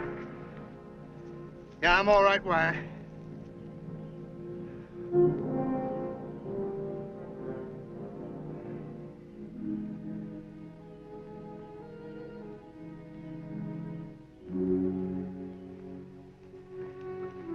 Swanee broke his spinal cord trying to get at the money. Where do you keep this money hidden? He was lying on it. Now, come on, Holiday. More work to do. What do you mean, work? Well, you didn't kill them all, did you? Bring the kit, will you, Holiday? All right.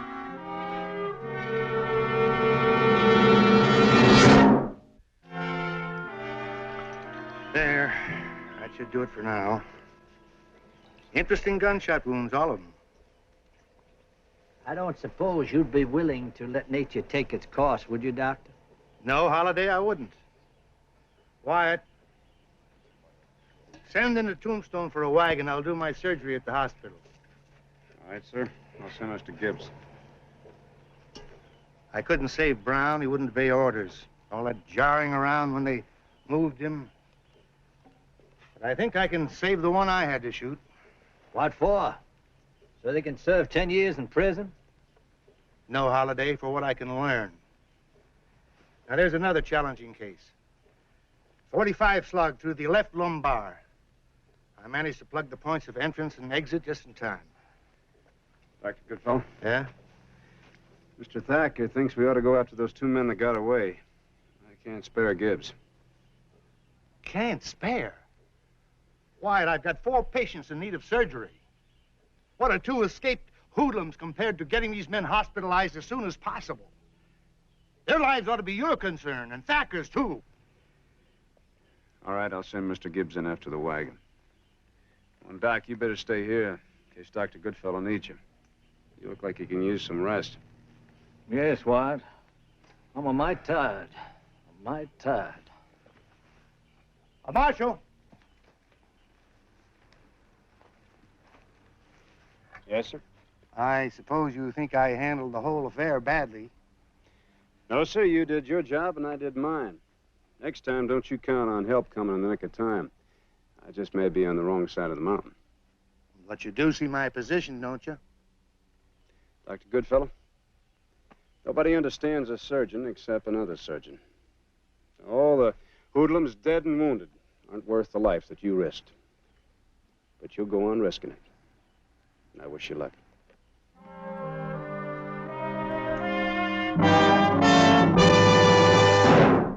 Well, up the country, the old Wild West country. He made law and order prevail, and none can deny it. The legend of Wyatt forever will live on the trail. Oh, Wyatt Earp, Wyatt Earp, brave, courageous, and bold.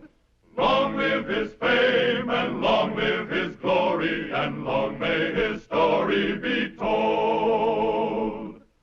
Long may his story be told.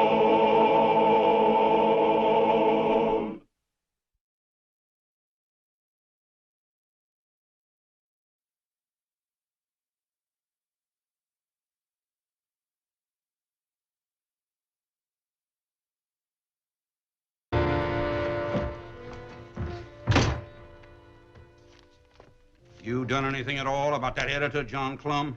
Well, no. He's a newspaper man. He thinks that I don't care what he thinks.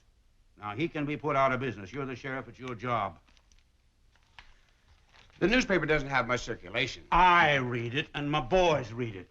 Supposing some of the wrong people in Washington get hold of a copy. Now, the nugget is on our side. Anyway, one newspaper's enough for a town. You run that fella out of Tombstone. That's easier said than done, Mr. Clanton. What I say, you do. Oh, Wyatt Earp, Wyatt Earp, brave, courageous, and bold. Long live his fame, and long live his glory, and long may his story be told. The Life and Legend of Wyatt Earp, starring Hugh O'Brien. John P. Clum, mayor of Tombstone and editor of one of its newspapers, paid in many ways for his support of Marshal Wyatt Earp and his courageous stand against Sheriff Behan and the outlaw faction. Present-day newspapermen have little understanding of what it meant to run an honest newspaper in Tombstone, Arizona in 1881. Powerful politicians were determined to ruin Clum, force him to sell his paper, or if these tactics failed, kill him. Come on, let's go.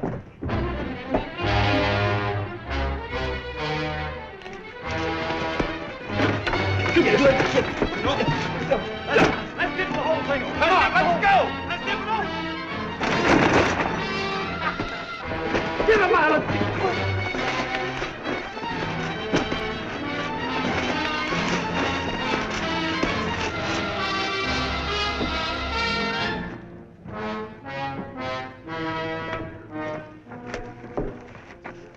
No, you just leave him be, son.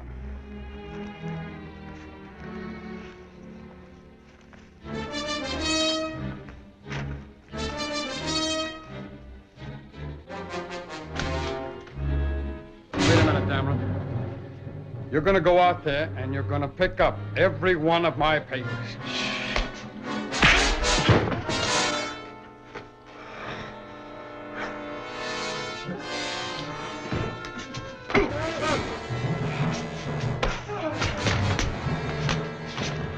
Get out there.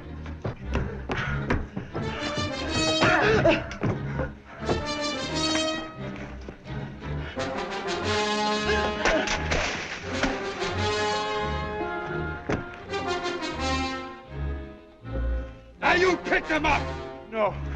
I'll sue you for this. Hold it, John. What's your temper? Are you going back to your office?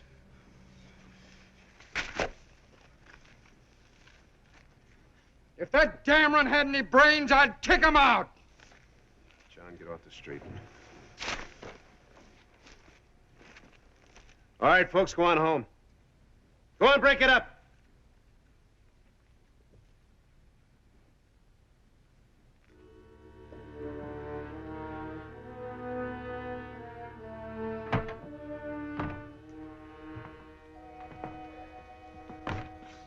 Your boy saved most of the papers. How'd this start? I'll tell you how it started. That Johnny Behan and his Tucson gang are out to bust me. Look, I've been informed that I don't get to print any more of the county legal notices. All that work's going to go to the Nugget from now on. That's rough. What will it cost you? About $100 a month, at least. That won't break you, will it? No. No, it won't break me, not by itself. Look at here. They've started to work on my advertising. Cancellations from advertisers. 5 of them. 5 of them just since yesterday. Now, Dameron couldn't do that all by himself, Wyatt. Johnny Bean has got his orders. All right. What can I do? Well, they'll probably try and smash us up again. Break up the press, burn down the tent. I'll put an extra deputy on guard here. Thank you, Wyatt. Thank you. But this advertising boycott's the rough one. They keep that up long enough, that'd break me. It won't. I'll talk to Miss Nellie and the Citizen Safety Committee, have them talk to the advertisers. The main trouble, John, is that you've got almost as bad a temper as I have. Well, Wyatt, I've wanted to clobber that Dameron for months. He's just a hired hand. Don't waste your strength. You clobber him in print. No, I'm going to clobber Johnny Bean in print, and right now. No, sir. And why not? Because you know that Bean's just itching to sue you for libel. Libel. Let him sue me. Now, take it easy, John. You can't afford to pay a libel judgment along with everything else, right? Of course, you're right. I'll talk to Miss Nellie. In the meantime, you just ignore what happened out there in the street. All right, Wyatt. I promise you. As soon as we get some proof on Bean, I'll be the first one to back you up. Well, thank you, Wyatt. I'm sorry. I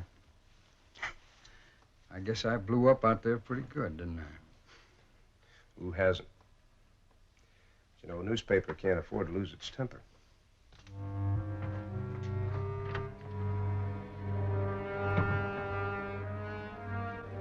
This a personal favor, Sheriff? Or is any money in it? Money? $50 apiece if you do the job. $20 on account right now. That's good pay. You just named the job.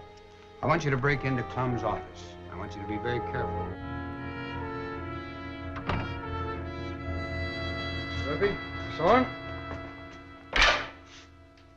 You think you could crack a skull with one of those? Deadly weapons, Mr. Clum. They're lovely, boss. Now, who do we clobber? Well, I've got a hunch that Mr. Bean is going to try and wreck our press one of these nights.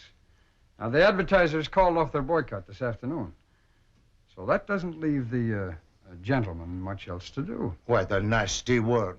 Let him just try it. Now, Marshal Earp has assigned us special deputies. We got one patrolling out back, and there's another out front. Well, that's good. And the only other way a man could get in is through that old deserted mine shaft under the floor. And we got that crossbarred.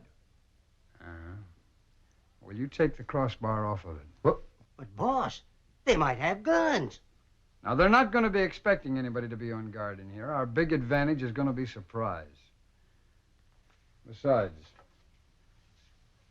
if they do show up, wouldn't you like a crack at them? Go on, unbar it.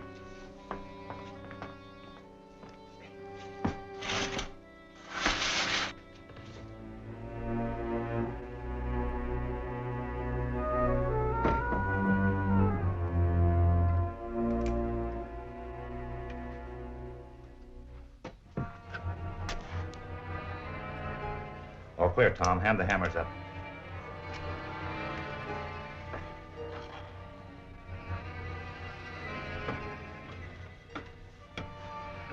Where do we start? Right there. That's the one the man wants busted. That won't take long.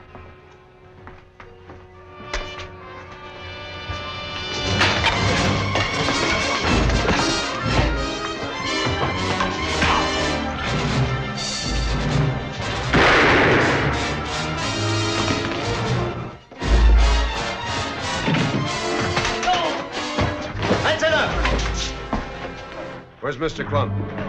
Down there, fighting that other. You watch him. Keep those two from hitting him anymore. Mr. Clum, hold it.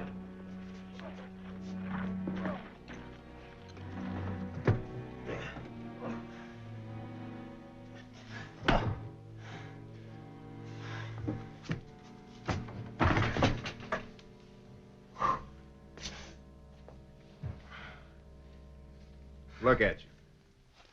Mayor Clum of Tombstone. Why didn't you call the deputy? There wasn't time. Axe handles. You could have killed 2 men. Sorry I didn't. When's your wife coming home? She's catching the stage from the railroad at Benson tomorrow. No. You're going to go to Benson the stage and pick her up and bring her back yourself. You take Rappy along just in case. Me? Why me? Now, you look, Wyatt. I happen to be... You happen to be a hot-tempered man with a lot of provocation to go around bashing skulls in. You go pick up your wife. She can calm you down on the way home. You giving me orders, Wyatt? No, just good advice. Shotgun and I we'll say we had to subdue these men. Why? I'm not going to go hiding behind you. You are this time. Your paper happens to be the only way we're going to have honest news around here. Now, you want people to think it's edited by a hot-tempered brawler? No. I see your point, Wyatt. Thanks.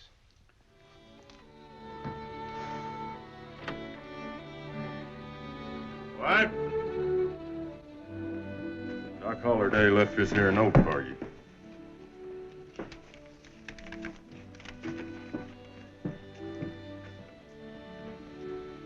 I'm wrong, Wyatt?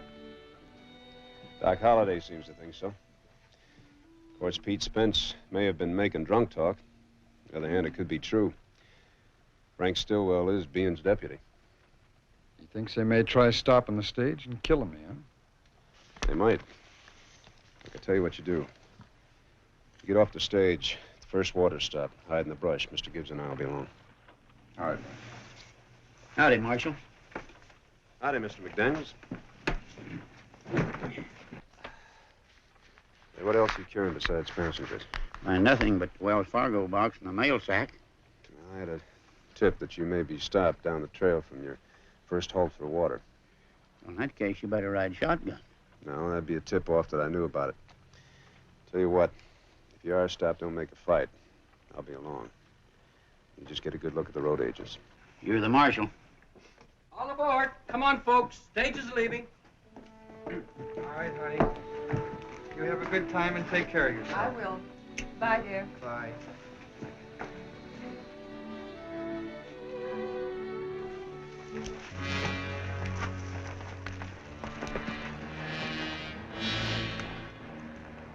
We should take Clum right at the water stop. No, I got my orders from Bean, Pete. Johnny gets fidgety about deals like this. Newspaper editors ain't supposed to get killed. Now, the blabbermouths should be killed. Yeah, the way you can bury them quick and deep. We'll take them right down there. Is the grave dug? Right over by the cottonwood. Some old man Clanton's boys worked last night. Johnny Bean thinks everything. Well, I'm taking it better now, Frank. Because if there's anything I hate, it's digging a grave on a hot day.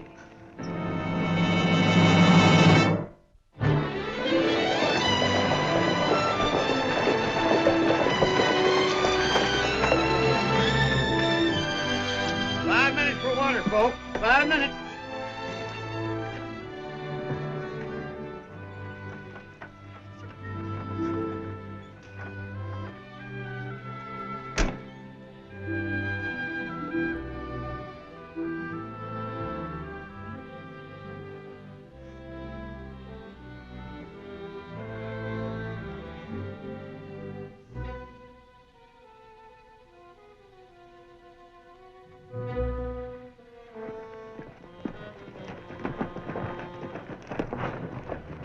Howdy. Howdy, Musler.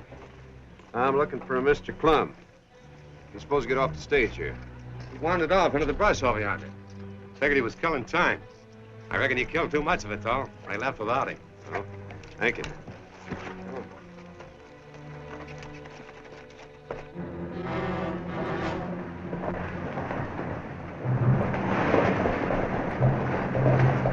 Let's go.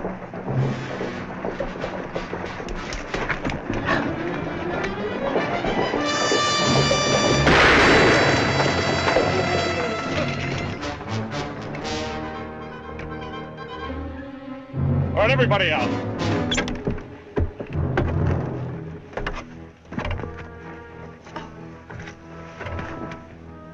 John Clum ain't aboard. But we can still collect some money. Hand down that box. Oh, you sure got yourself lost. Well, I wanted to make it look good, Wyatt. Come on, if we hustle, may stop him from robbing that stage. I don't know, White. They got a pretty big lead on us. Well, we got to give it a good try, Mr. Gibbs. I'm sure Mr. Reppy won't like being held up any more than Wells Fargo will. What's the matter with your mules? He sick? No, sir. You just don't see no sense in working in all this heat. Promise him another apple.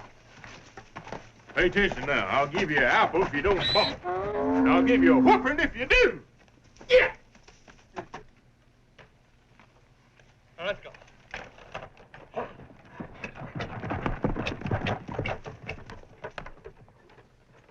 Why, you didn't even fire a shot. What kind of driver are you? They took my watch that was imported from Switzerland. I'm going to report you to Wells Fargo, driver. Now, you do just that. If I'd have fired at him, one of you people would have got shot.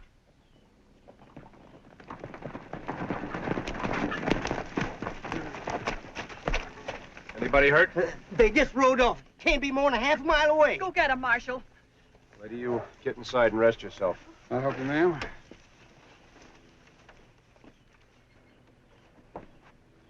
Recognize anybody?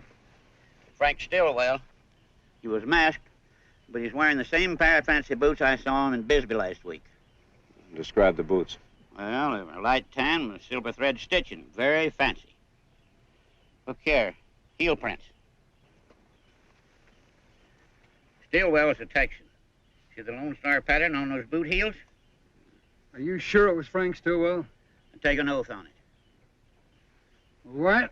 Now we've got him. Ian's own deputy robbing a stagecoach. No, sir. What do you mean, no, sir? I haven't caught Stillwell or the man that was with him yet. Well, now, Mr. McDaniel's word is good enough for me. Well, now, you're not going to print that. Well, I certainly am, White. It's a story I've been waiting for. Now, you just stick to arresting Stillwell and let me publish my newspaper. You better go slow, Mr. Clump. You just read page 1, Wyatt. Hey, boss, what about me? You go on to Benson, Reppy. Meet Mrs. Clem and see that she gets home safely, you hear?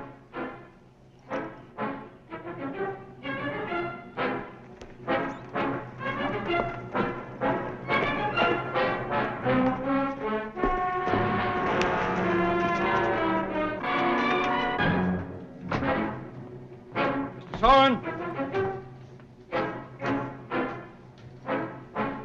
Mr. Soren! Yes, sir. Here's page 1. You tear it up, Mr. Soren. Tear it? Well, what happened? Somebody shoot Governor Fremont? I write and you print. Now get going, Mr. Soren. Yes, sir, boss.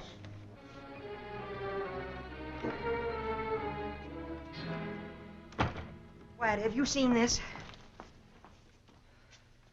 Yes. What can John prove what he wrote? Well, I don't know. Bean's going to sue. Judge Spice will be here tonight. Doesn't give me much time. But he can't afford to pay a judgment. We all tried to get him to hold on to his temper. This means he'll lose the newspaper, doesn't it? Probably. Unless I can find Frank Stillwell. Stillwell, is that the deputy that he wrote about? Yeah. He just came into town not half an hour ago with Pete Spence. You sure? They pulled up in front of the Birdcage Saloon. Excuse me. Well, it appears to be in good working order to me. What about a drink, Shotgun? Yeah. Give me the usual sarsaparilla. And put a right smart ice in it, will you? You bet. Want one for Roscoe, too? No, not today. He's got the colic. Is Roscoe another one of Earp's deputies? No, he's my mule. You trying to make a joke? I don't joke about Roscoe. I wouldn't take it kindly if you used to make small of him, mister. Lay off, Pete.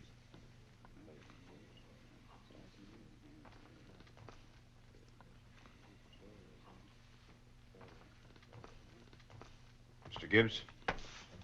I'll take over patrol. You go look after Roscoe. Well, thank you, Wad. I got to walk that critter and cool him out a bit. I didn't ask this one with a star. How come he's a-wearing it? I'm Frank Stillwell, and I'm Bean's deputy over at Bisbee. Well, ask Bean.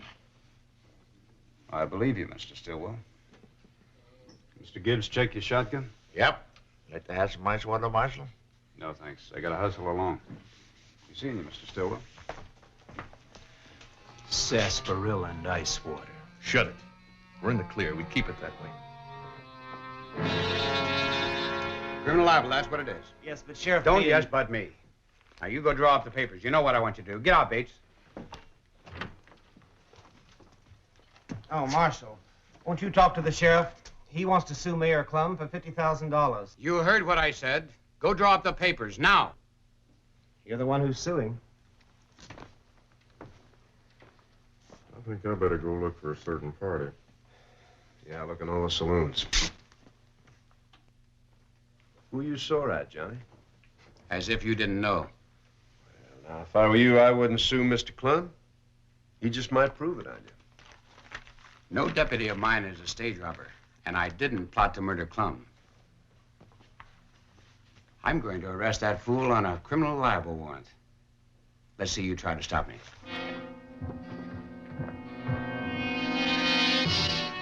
This defendant willfully, maliciously libeled Sheriff Bean. By the evidence of this newspaper, Mr. Clum accused Sheriff Bean of appointing a road agent as his deputy, and by implication connected him with an alleged attempt on Mr. Clum's life. We therefore ask that the court rule for the plaintiff in the civil libel action, and that Mr. Clum be remanded to jail pending sentence for criminal libel. Mr. Clum. Yes, Your Honor. The only defense a newspaperman has against an action of this kind is to prove that his newspaper told the truth. Now, do you have any evidence to support your charges against Sheriff Bean?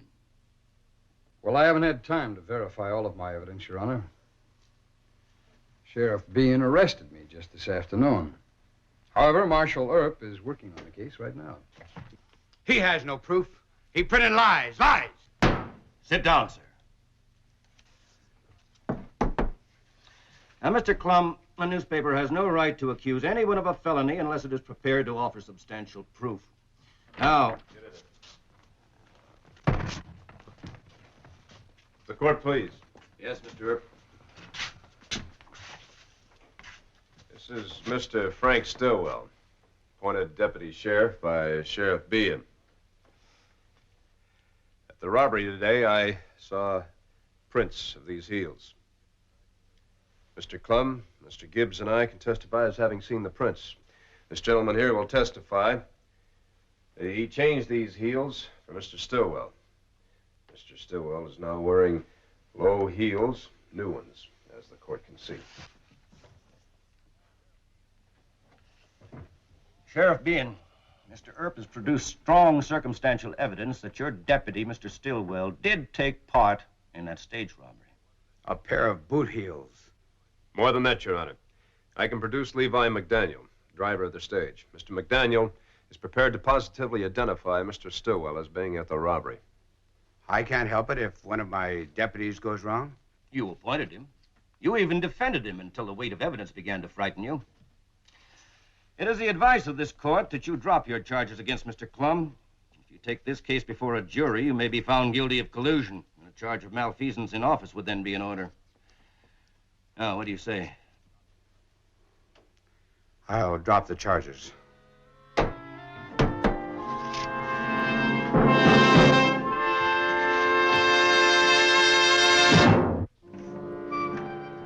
Why, you just wait till John Bean reads my edition tomorrow. I'm going to run a cartoon of a skunk nailed to a barn door. And editorially, I'm going to...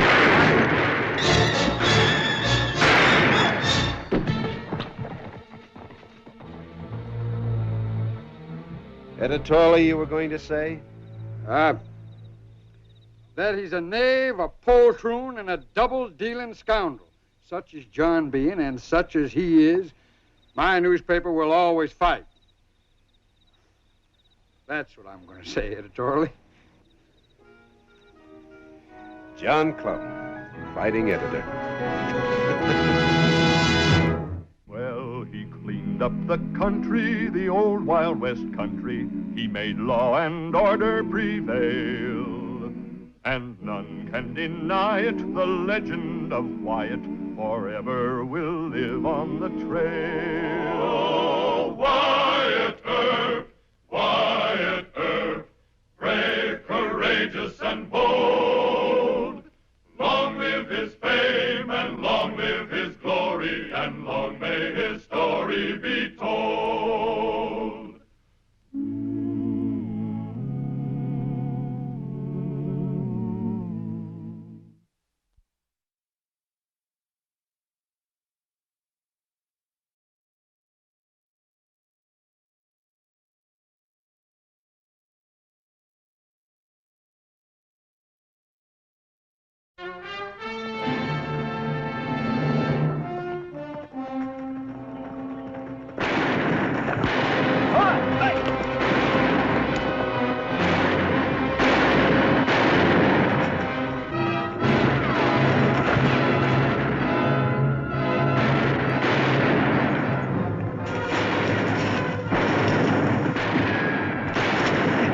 Bushwhackers.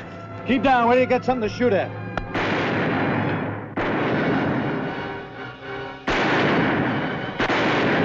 They dropped real good. Come on. Oh, Wyatt Earp, brave, courageous, and bold. Long live his fame, and long live his glory, and long may his story be told. The Life and Legend of Wyatt Earp, starring Hugh O'Brien. Despite all that Marshal Earp and his deputies could do, the lawless element continued to terrorize Arizona until finally the scandalous conditions were reported to Washington. President Chester Arthur forced the resignation of Governor Fremont and issued stern orders to acting Governor Gosper. He and Chief U.S. Marshal Crawley Dake asked Wyatt Earp to come to Tucson for what amounted to a conference of war. And outlaws have squatted on every waterhole from old Mexico to the Magallans, from the Huachucas to Los Animas. They own sheriffs and most of the judges. It's disgraceful. I agree, Governor. Charleston, Bisbee, Lewis Springs, Prescott, even Tucson, all outlaw boss towns, every one of them. Governor Gosper is United States Marshals. Mr. Earp and I have no jurisdiction, unless federal crimes are committed. Don't tell me what you can't do. Here, sit down, both of you. Here are my orders from Washington, instructing me to break up these outlaw gangs. And I'm going to do it by issuing shoot-to-kill warrants. Well, I'm against that, sir. In my opinion, it's not legal. Civilized communities cannot exist without law, and I mean enforced law. Although you've done good work in Tombstone, Mr. Earp, no man's life or property is free from attack under our present conditions. I intend to make them safe. Well, I hope you succeed, sir. With your cooperation, I will. You know Dick Gerd, owner of the Lucky Cuss Mine in Tombstone? A friend of mine. He's a hard fighter. I've asked him to organize a vigilante group. I'm doing the same thing in other towns. These will be posses comitatus with the authority of federal law. All they require is experienced officers to lead them. Well, they'll need more than that, sir. You give vigilantes their head and they don't know when to stop. It's up to you to control them. Now, I figured you'd need help in this emergency. Have Mr. Earp's new deputy step in.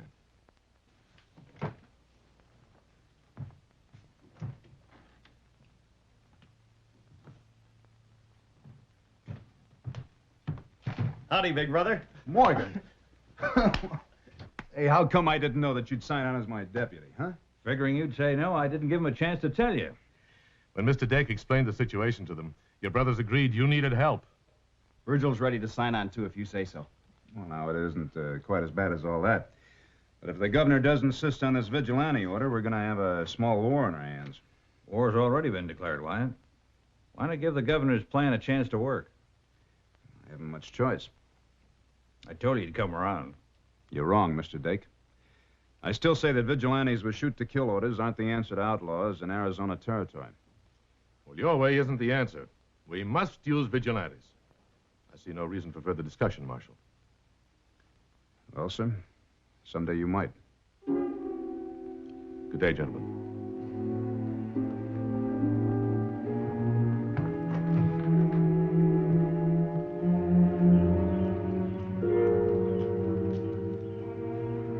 Had to first talk to the governor, wasn't it? When a man's wrong, I tell him. Shame to obey orders. Mount up. It's a long ride to Tombstone.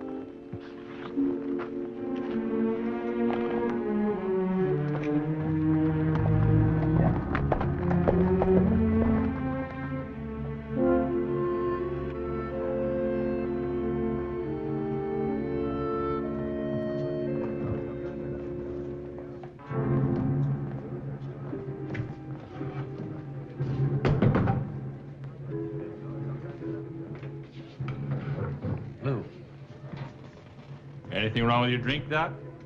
Well, it's not enough to kill you for. I've been watching those Clanton hands. They look like a walking arsenal. They've been drifting in here since noon. Mm-hmm. You still a friend of Wyatt's? Well, I sure am. Good. Now, they won't talk while I'm around here.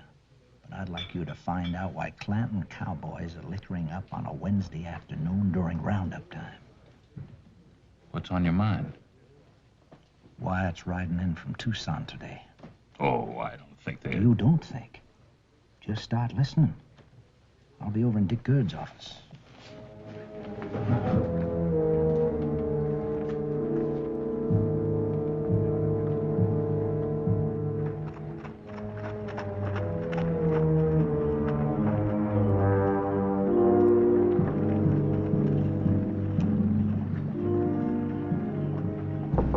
Come on in.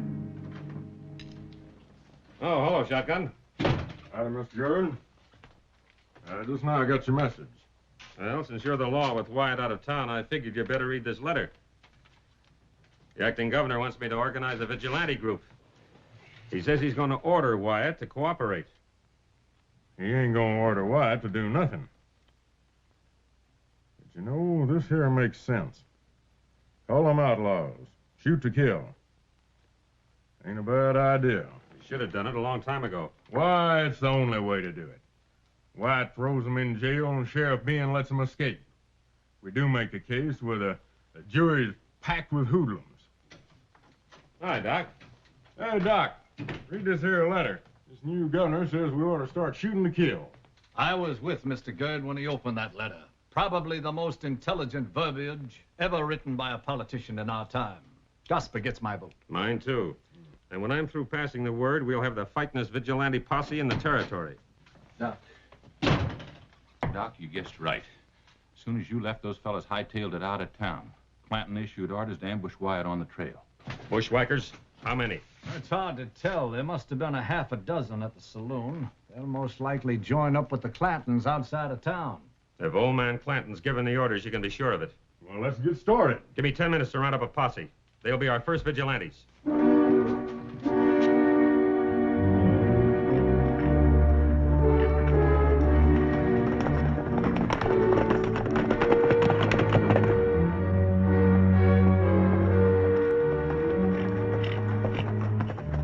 This way, Morgan.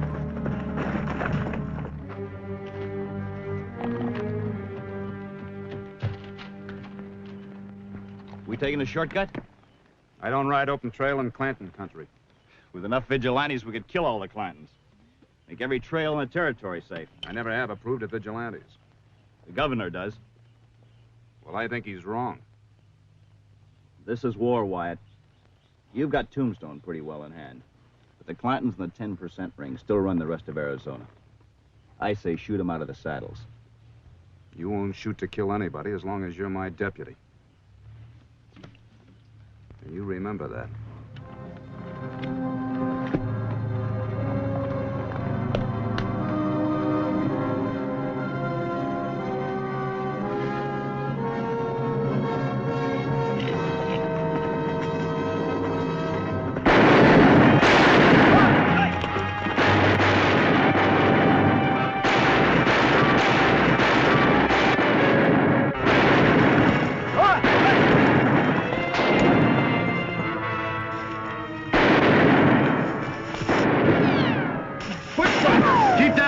got something to shoot at.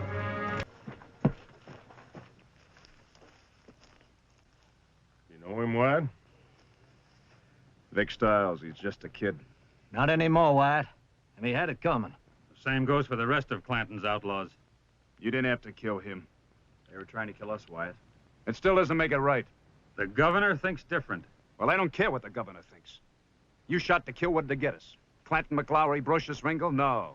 No, they're too smart for us. All we get is a bunch of small fry. All right. You had your way. Now, you can have the honor of bringing the bodies back to town.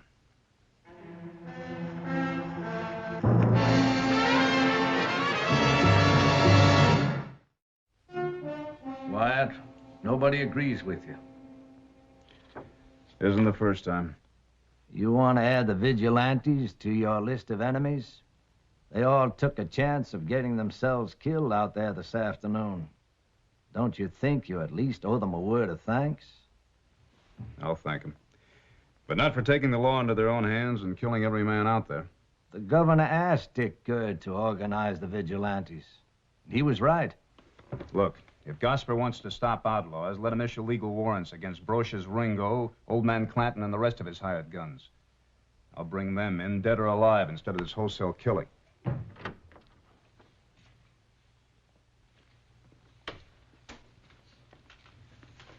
I want to talk to Mr. Earp. Alone.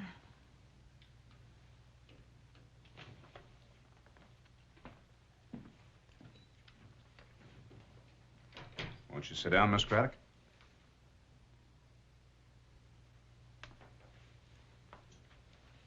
What can I do for you? Can you bring Vic Stiles back to life? Vic Stiles. What kind of a marshal are you? What side of the law are you on? I'd like to talk to you about Vic Stiles. What's there to talk about? He's dead. You're the law. You killed him. You shot down an innocent boy. What's an innocent boy doing working for Mr. Clanton? He never worked for Clant. He thought he was going out after wrestlers this afternoon. They promised him part of the reward. He wanted that money for us. We were going to use it to get married. Go to California. But you and the vigilantes, you changed all that. I didn't know about you and Vic. I'm sorry. Sorry? You're sorry, Vic. You're sorry he killed you. Oh, Vic. Vic. Miss Helen.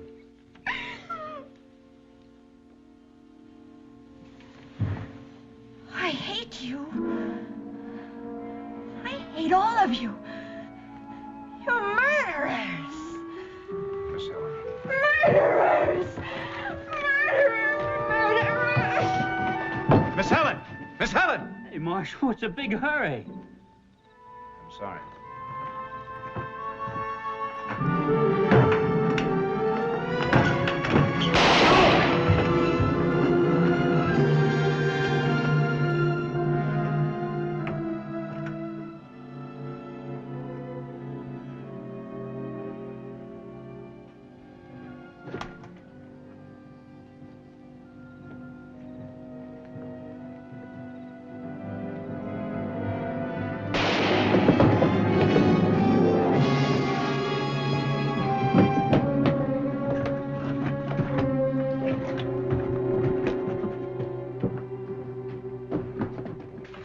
I'm all right, Wyatt. I'm all right. Yeah, I know you're all right. Just sit down and let me take a look at it. Boy, you're lucky. Just grazed you. I'm all right. Who was it? Some gal took a shot at me. What happened, Wyatt? Close that door.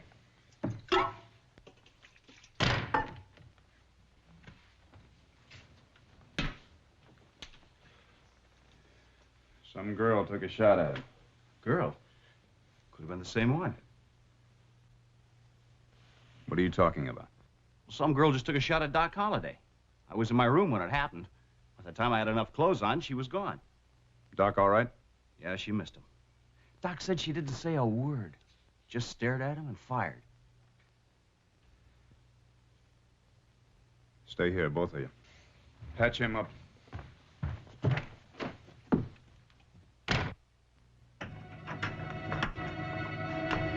Oh, Miss What Helen, are the vigilantes?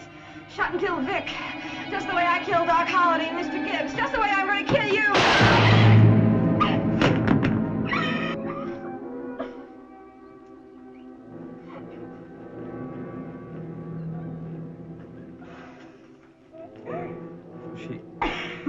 She says she shot Holliday and Gibbs. She shot at them. Oh, Vic. Vic who? Vic Stiles. The vigilantes didn't know him either, remember? Oh, yes. That young outlaw. Well, according to her, he wasn't an outlaw. We couldn't have known about that. What was he doing with those bushwhackers? It's a little late to ask that now. He's dead. Come on, give me a hand. We'll take her over to Dr. Goodfellows.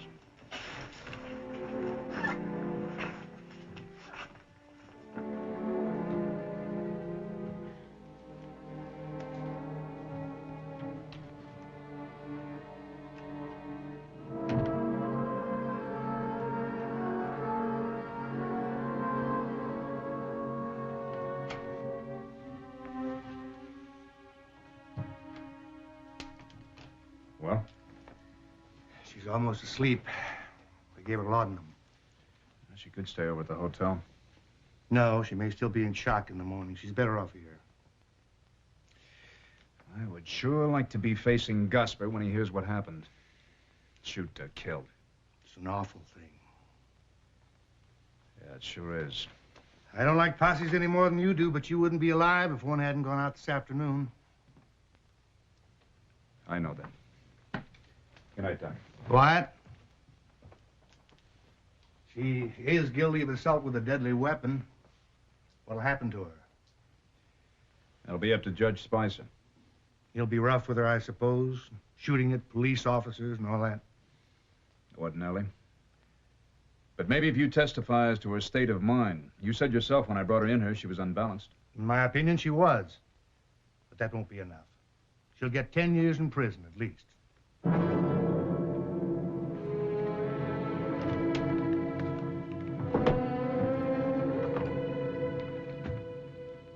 My bet is 10 years and no parole.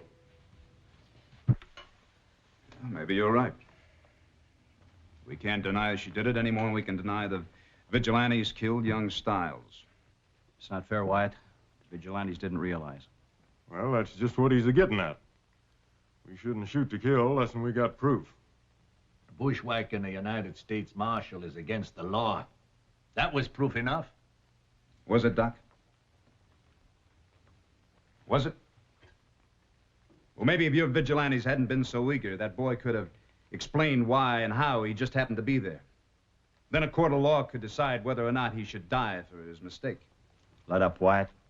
Everybody feels bad enough without you harping on it. Oh, I want him to feel bad. I want him to feel real bad. I want him to feel so bad that the next time there's any shooting done by vigilantes, they'll do it my way. Because if they don't do it exactly my way, the vigilantes are going to wind up in court charged with murder. It's time to go. Let's get out.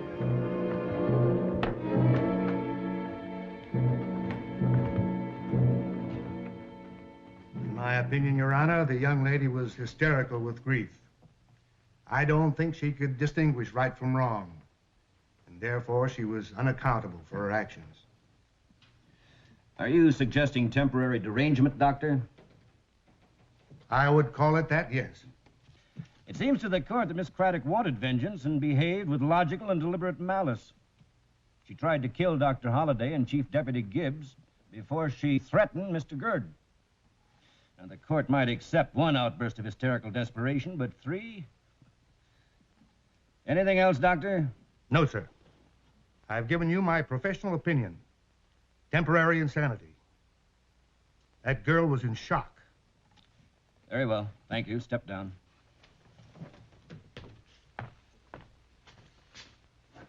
Marshal Earp, do you have any further evidence to present? If the court please. I have here Governor Gosper's official order to Mr. Gerd. I think the court should read it. Very well. I call Your Honor's attention specifically to the shoot-to-kill order. Illegal. I agree with the court. But the posse who rode out to help my brother and me were acting on that order. In my opinion, a great deal of unnecessary killing was done because of it. The slain hoodlums were bushwhackers, Marshal. Vic Stiles was not a bushwhacker. How's that? Mr. Stiles worked for the Craddock family as a cowhand. He was discharged because of his attentions to Miss Craddock.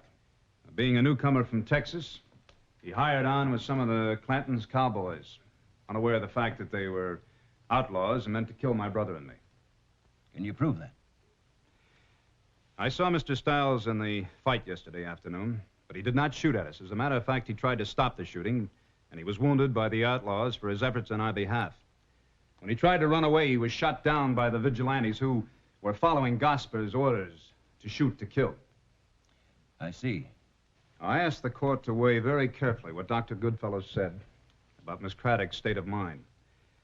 The man she loved, expected to marry, was killed ruthlessly and without justification. How Vic Stiles was killed is not an issue in this trial, Marshal. I beg your pardon, sir. I believe it is. Because of the governor's order, the vigilantes took law into their own hands. And the respect for the law is the bigger issue here. Therefore, this court should disavow the order to shoot to kill and should rebuke Governor Gosper for it. That is a matter for the federal courts to decide, not this one. Then at least this court can show leniency for Miss Craddock. Marshal Earp, I do not need your instructions on my decision. Yes, sir. This court is recessed for 10 minutes.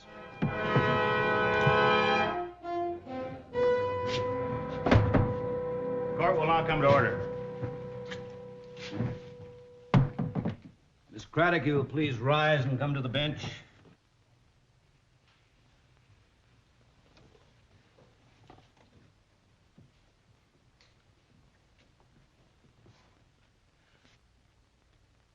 Taking the law into your own hands, seeking the death of another person, even to avenge what you felt to be a murder, is a very grave offense. And not excusable because you're a woman. If you had succeeded, 3 men would be dead. And your tears could not change it. The court has taken into consideration Marshal Earp's testimony relative to your youth and the extreme provocation. Also, Dr. Goodfellow's as to your state of mind. It is the finding in this court that you are guilty of assault with the intent to kill. You are sentenced to 6 months in prison.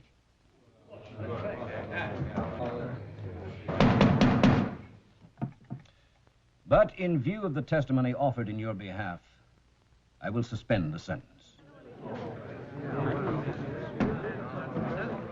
Court is adjourned. Mr. Earp, I don't know what to say, how to thank you. All of us. Well, we can hope that because of you and Vic, the lives of other innocent men will be saved.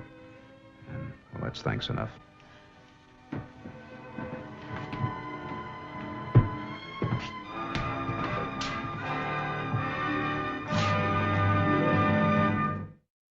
Well, he cleaned up the country, the old Wild West country. He made law and order prevail.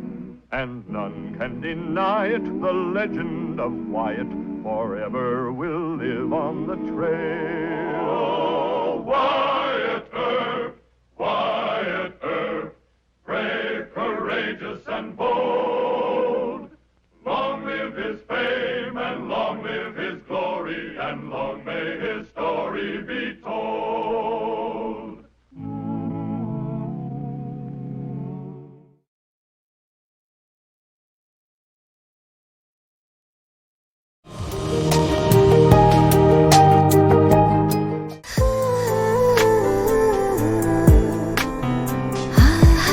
আপনি কিন্তু দেখতে যথেষ্ট সুন্দরী একজন মানুষ, দেখতে বেশ romantic,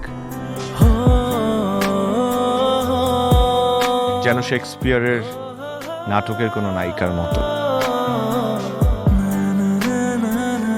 ভেবেছিলাম কিন্তু আপনি তো পুরোটাই মর্মান্তিক। যে কোনো মানুষ আপনাকে দেখে মর্মাহত হতে পারে।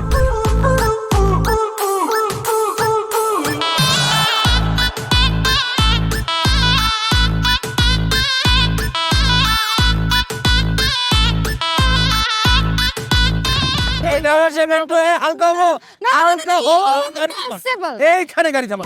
আমার হালকা হতে 1 মাস সময় লেগেছে। আপনার 1 মাস সময় লাগে?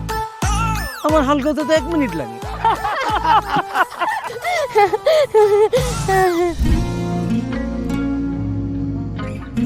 আমার কাছে মনে হয় জীবনসঙ্গী এমন হওয়া উচিত যার সাথে আপনি প্রতিটা মুহূর্ত উপভোগ করতে পারবেন, সারাক্ষণ খুনসুটিতে মেতে থাকতে পারবেন এবং তার মনে এমনভাবে বসবাস করবেন যে আপনার দিকে সে একটাবার তাকালেই বলে দিতে পারবে যে তার বেঁচে থাকার কারণই আপনি। পথে চলতে চলতে, কথা বলতে বলতে, কখন যেন হলে আমার। জানি গল্পে গল্পে মিশে অল্পে অল্পে আমিও হয়ে গেছি তোমার। ছোট ছোট ভুল ফুটে হলো ফুল যে তোমাকে পেলাম। গুটি গুটি পায়ে স্বপ্নের নাই আমি ভেসে গেলাম। আপনি কি মনে করেছেন একজন মানুষ আমার জীবন থেকে চলে গিয়েছে এবং আপনি সেই সুযোগটা কাজে লাগিয়ে আপনার ফিলিংস গুলো আমার কাছে এক্সপ্রেস করবেন আর আমি সেটা হ্যাপিলি অ্যাকসেপ্ট করে নিব? এই হচ্ছে আপনার বন্ধুত্বের নমুনা? রোদের পাখি তোর শহরে আমার মনের স্বপ্ন ঘিরে, ওরে পাখি ওরে সারাক্ষণ। তোর শহরে বৃষ্টি হলে ভিজে আমার মন।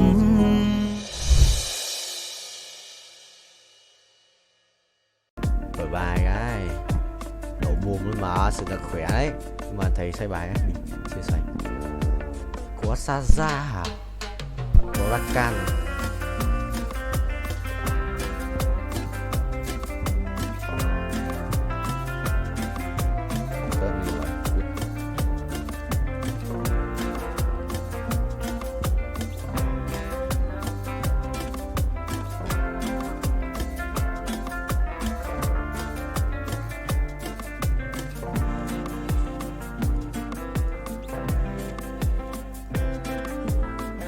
Đúng vậy. Át này, binh. Xong. Là át luôn mà. Sao có xin ra ấy, nhưng mà anh giấu dùng rồi.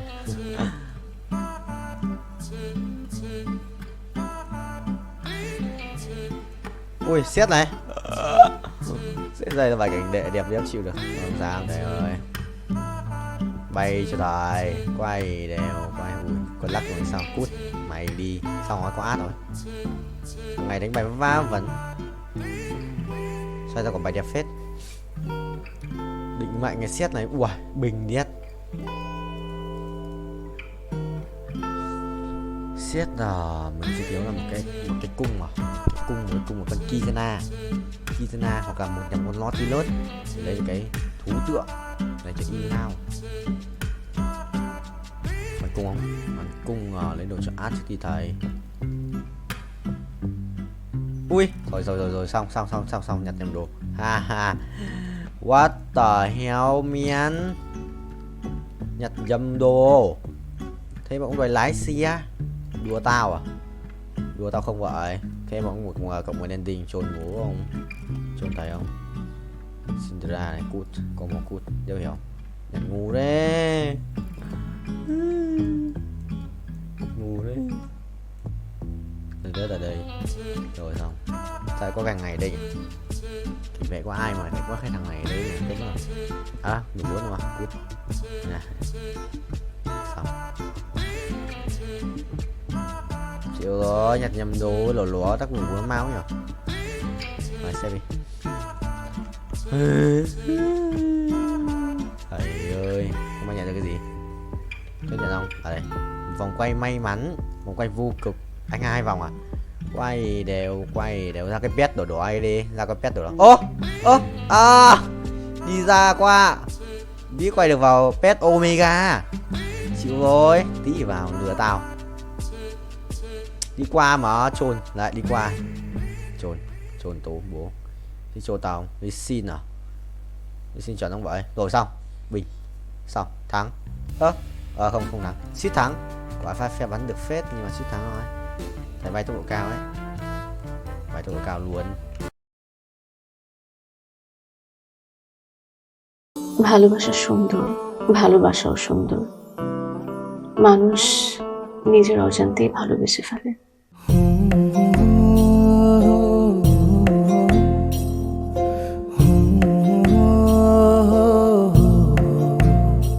আমার মনে হয় কি জানেন, আপনার মতো জানাশোনা কাউকে না আমার বিয়ে করা উচিত। এটা কি উপলক্ষে? ম্যাডাম ফুলটা গ্রহণ করুন, তারপরে বলতেছি। ভোটার আইডি কার্ডে যার স্বাক্ষরের জায়গায় টিপসই দেয় এখানে কেউ ডাক্তার। এই দুইজনের মধ্যে যে আগে ম্যাডামের মন জয় করতে পারবে ম্যাডাম তার।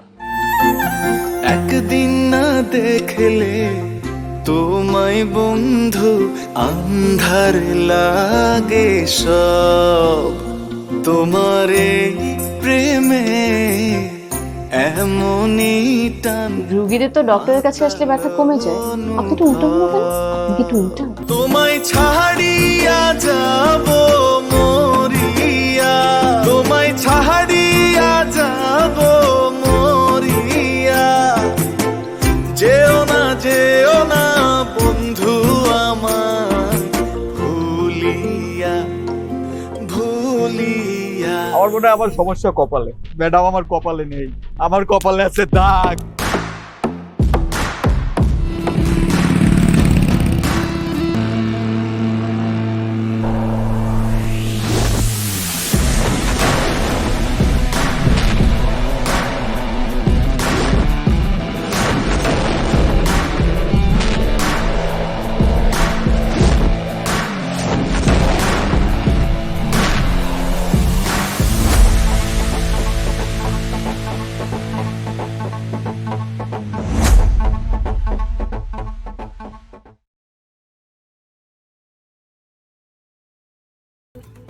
Mày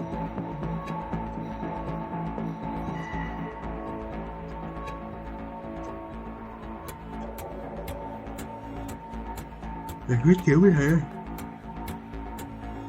Tôi biết chuyện sự bình chilling ấy. kia na cầm kiếm này. Cái đem máu này. Kia na cầm kiếm này. Rồi. Thằng lấy rồi. Chuẩn không? Chuẩn không? Chuẩn không? Chuẩn không? Tranh mày tranh để tranh với tao. Nhiều record á. 233 vòng. Mình có đầu bây giờ. Nhà báo á. Vậy cũng trừ đi 30% đó. 20% tiếp quỷ à. 100 không? 110 à. Kiểu tầm 5. Ủa? Để được tăng 7 triệu bình. Cái mình lại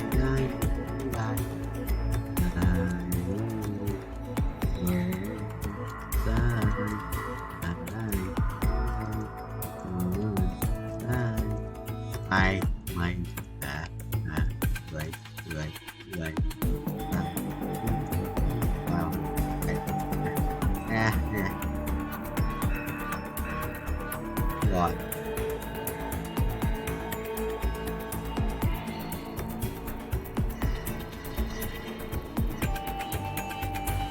chút hiện tại wow một tỷ lắm.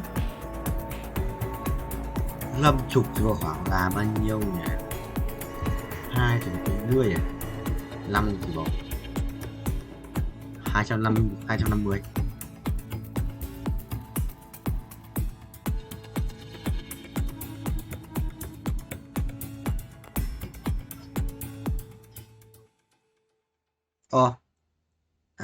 Đủ.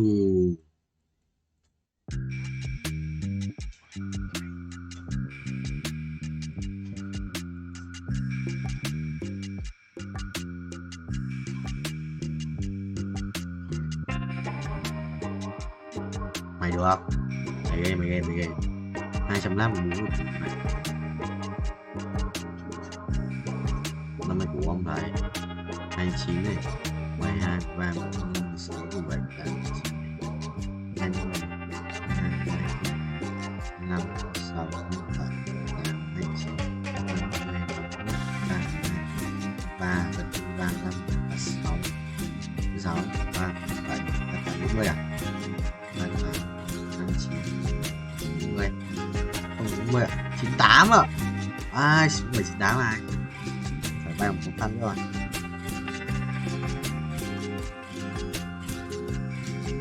What the hell?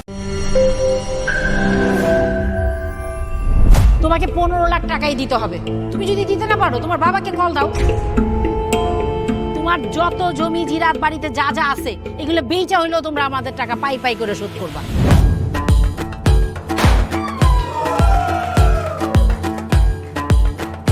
একটা ব্যাপার কি খেয়াল করছো?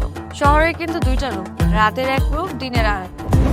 বেঁধেছি ঘর হৃদয়ের পর গাঢ় সবুজ ওই গহীন বনে। আরে ব্রো সবসময় চিল থাকতে হবে, কিচ্ছু মাথায় নেওয়া যাবে না। ভালোবাসা হচ্ছে একজন আরেকজনের উপর ভরসা করে, একজন আরেকজনের হাতের উপর হাত রেখে এই জীবনটা কাটিয়ে দেয়। কিছু মানুষ এই রাত জেগে থাকে আর টাকার বিনিময়ে সুখ খোঁজে। বসুন। এখন তো সিরিয়াস হওয়া উচিত, তাই না? আমি তো কোথাও যাচ্ছি না পার্টি করতে, তুমি কেন যাচ্ছ? কেন বন্ধ করতে পারতেছো না বলো তো?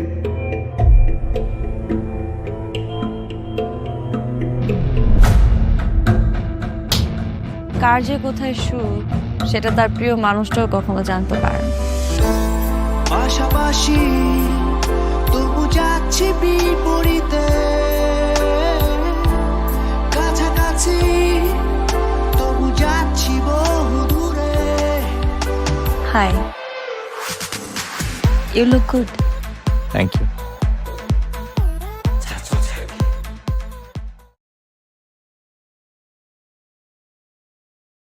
Thì 400 à? 400.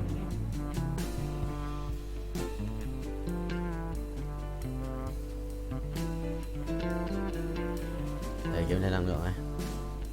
Somos 700 rồi, rebat được một lần nữa. Ok. Lần này sẽ rebat thêm 10 anh quay qua kia anh binh. Sẽ là bố của qua kia. Yes. Thua hoài à? Không cội thắng à? Át 1 thực sự là khó đấy. Sẽ lấy một cái đồ ánh sáng đi, sẽ là cái cung xanh ánh sáng đi.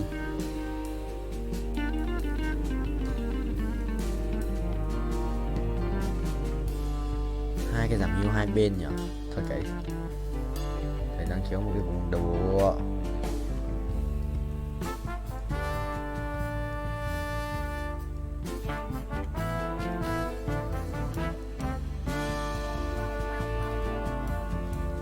Đấy.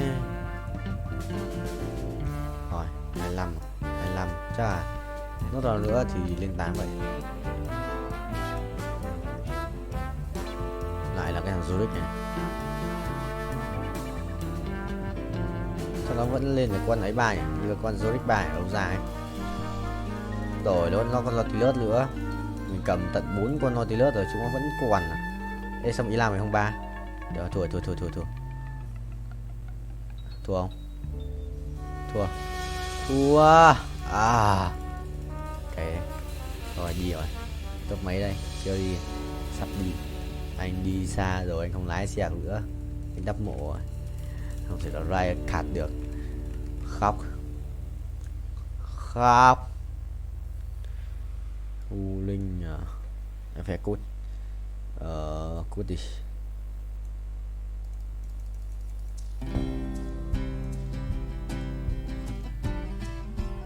Đây đi cho đỡ bị bắn vào đầu. Cày tê tại bị bắn cặp tự.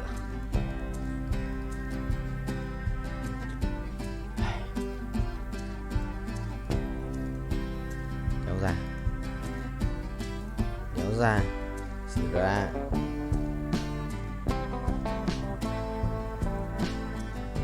Ui rồi ôi, cặp không may mắn cô ba nhưng mà ít tiền không sao, ít tiền.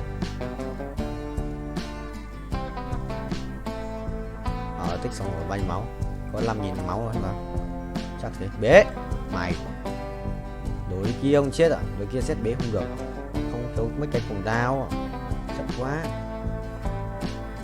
Đây đừng người nó vả. Rồi nó vả trước à? Mày. Tí thua. Đi chợ nhặt xem một cái cung đi. Sợ nhặt một cái cung đi. Anh cũng sắp đi rồi, anh sẽ được đi chợ trước. Ai ạ?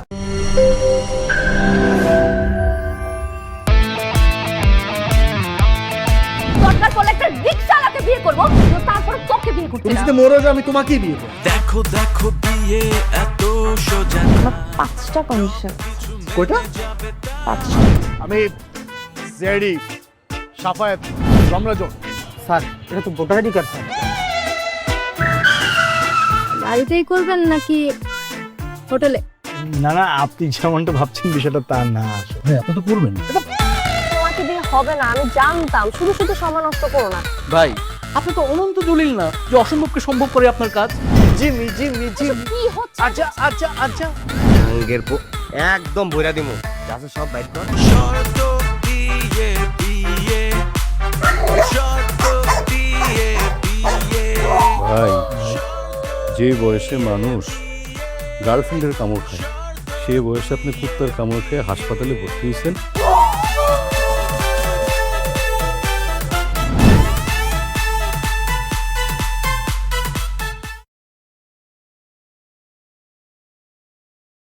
Thì chả kiếm như thế mạnh nhất rồi.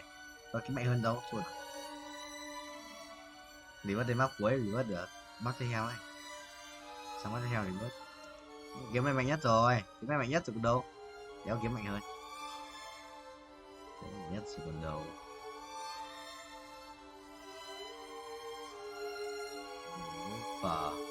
Lúc không. Một lúc vào. Nót không.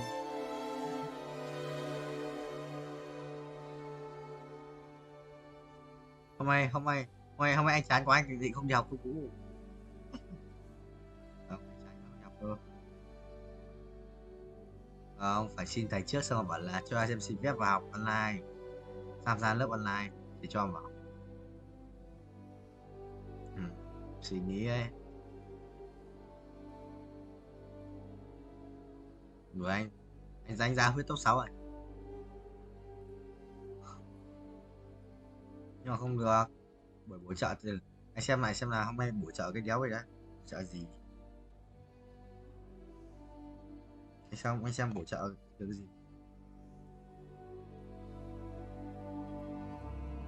Thằng Tuấn không nghe đâu, nó tắt nghe mà nào. Đâu? Đúng em à?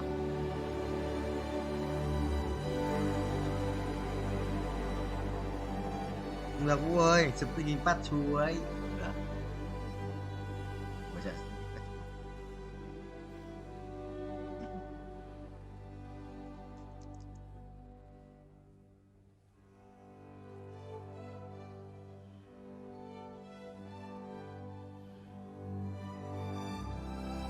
sẽ bắt chú.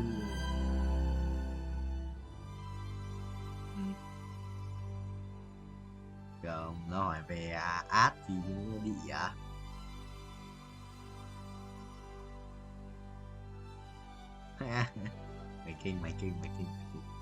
Mày kinh.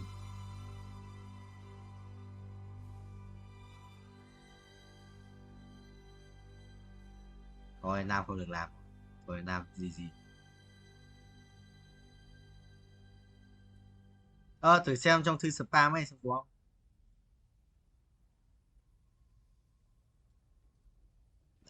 Thấy chưa, thầy bảo pet vũ lỏ đây, pet vũ lỏ điên.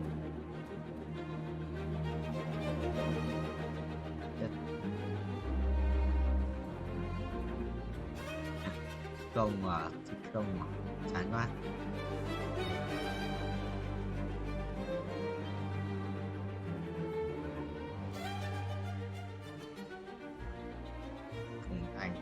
Thành à? Ai là Phùng Thanh Độ cơ. Và Phùng Thanh Độ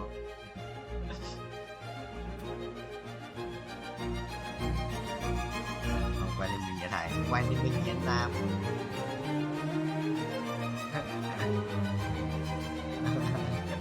Bú tiền rồi.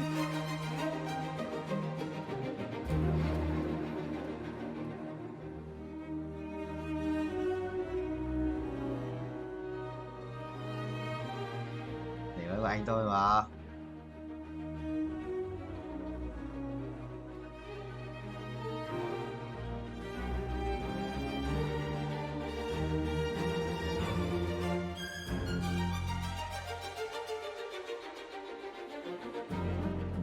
Mấy quang áo à?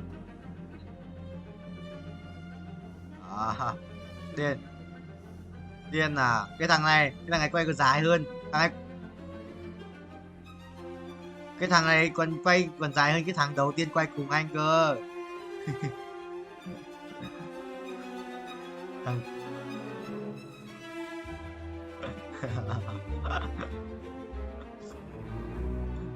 Tấn Nam cái gì ấy.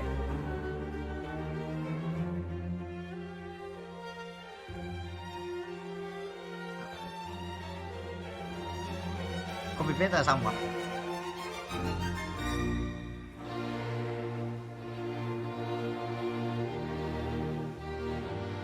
Qua đây cô ơi. Quá cởi.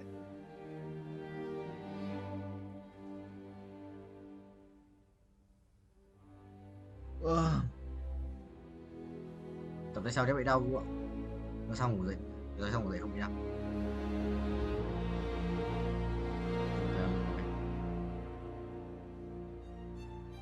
Mày cứ xách nhít cho thằng yêu khôi đi. Thằng đấy tập thằng ấy tập mỗi máy một set, xong rồi nó đi chỗ khác, xong tôi về nó kêu đau quá à.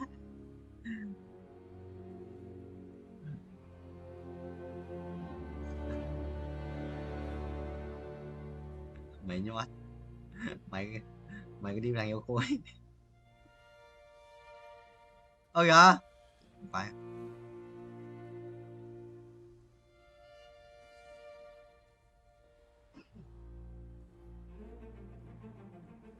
tay trước.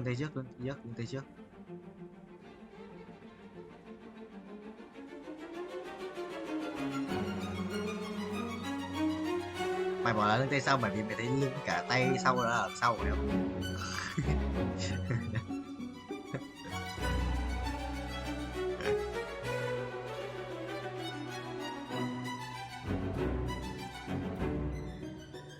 Huyết kiếm à? Mày kinh gà đen à?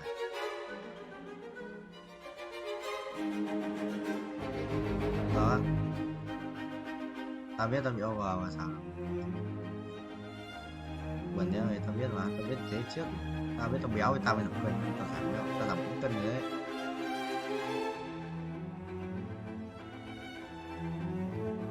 Nhầm không phải, nhầm vậy bro.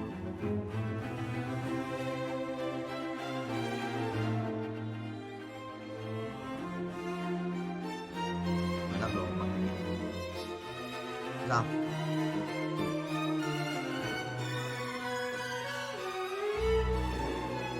À. Vì mất thì danh hiệu của đéo gì nhỉ? Danh hiệu đâu mày? Đấy, daily tôi có tời heo, mai sẽ được có OP tiếp à? Danh hiệu ở đéo đâu ấy? Sai sổ à? À đây đây.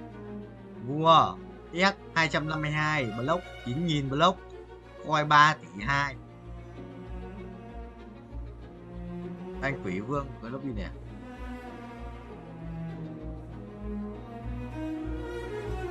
Phải update nhiều mà sao đéo có cốt nhỉ? Chú tao.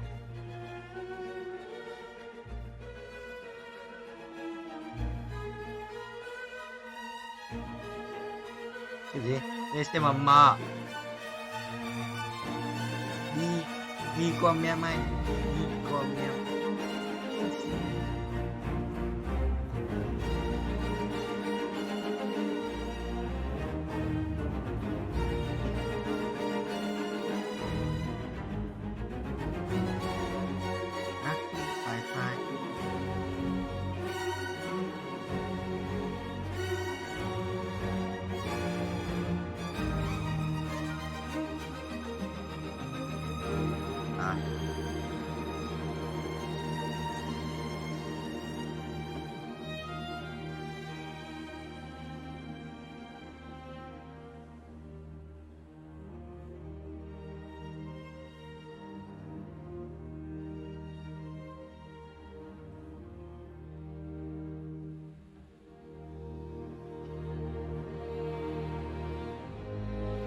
Bởi mấy bạn sáng nay thi giải tích điểm 8 cộng mà cứ kêu thấp nhé. Mình thi có 3.5 thôi.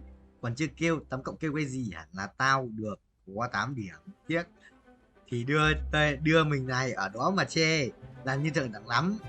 Chắc thấy phòng toàn 3-4 sướng lắm nhỉ. Kinh ác. Mấy cái thằng vẫn ít. Mấy cái thằng 2 cái 5 này. Thằng đang nói là cùng khóa yêu cùng khóa với cả yêu béo hả? Đó, không nói thế chúng mới đi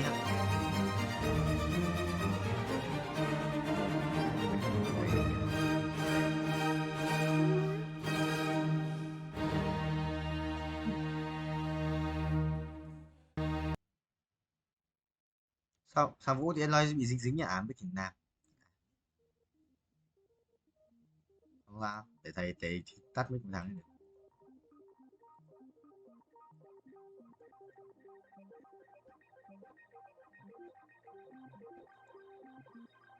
Em quan. Ui thầy khỏe đấy. Có được quan khỏe vậy bro lui. Thầy mà chưa khỏe như vậy, thầy khỏe hơn. Ha, có ánh sáng. Nhót. Mấy cái đéo bây giờ, đéo biết đặt trên gì luôn. Ở trên ta còn muốn chơi là đánh con đấy. Yes sir, sống chết có số rồi. Dạ.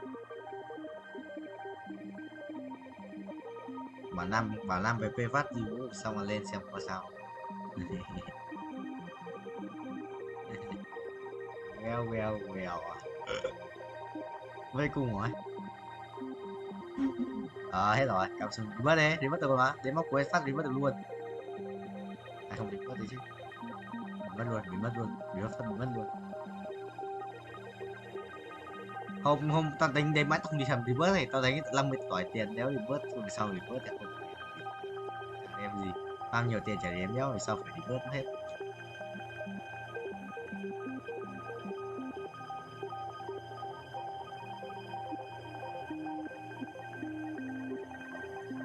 Mỹ thuật đang có minion này.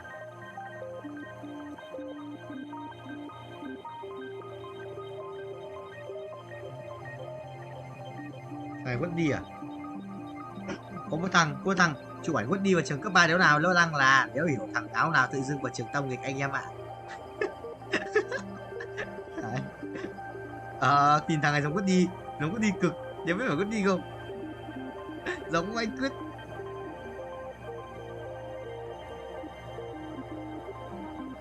Vứt đi thật thì sao ấy? Vứt đi mà, nhưng mà nhìn nó béo hơn mọi lần ấy.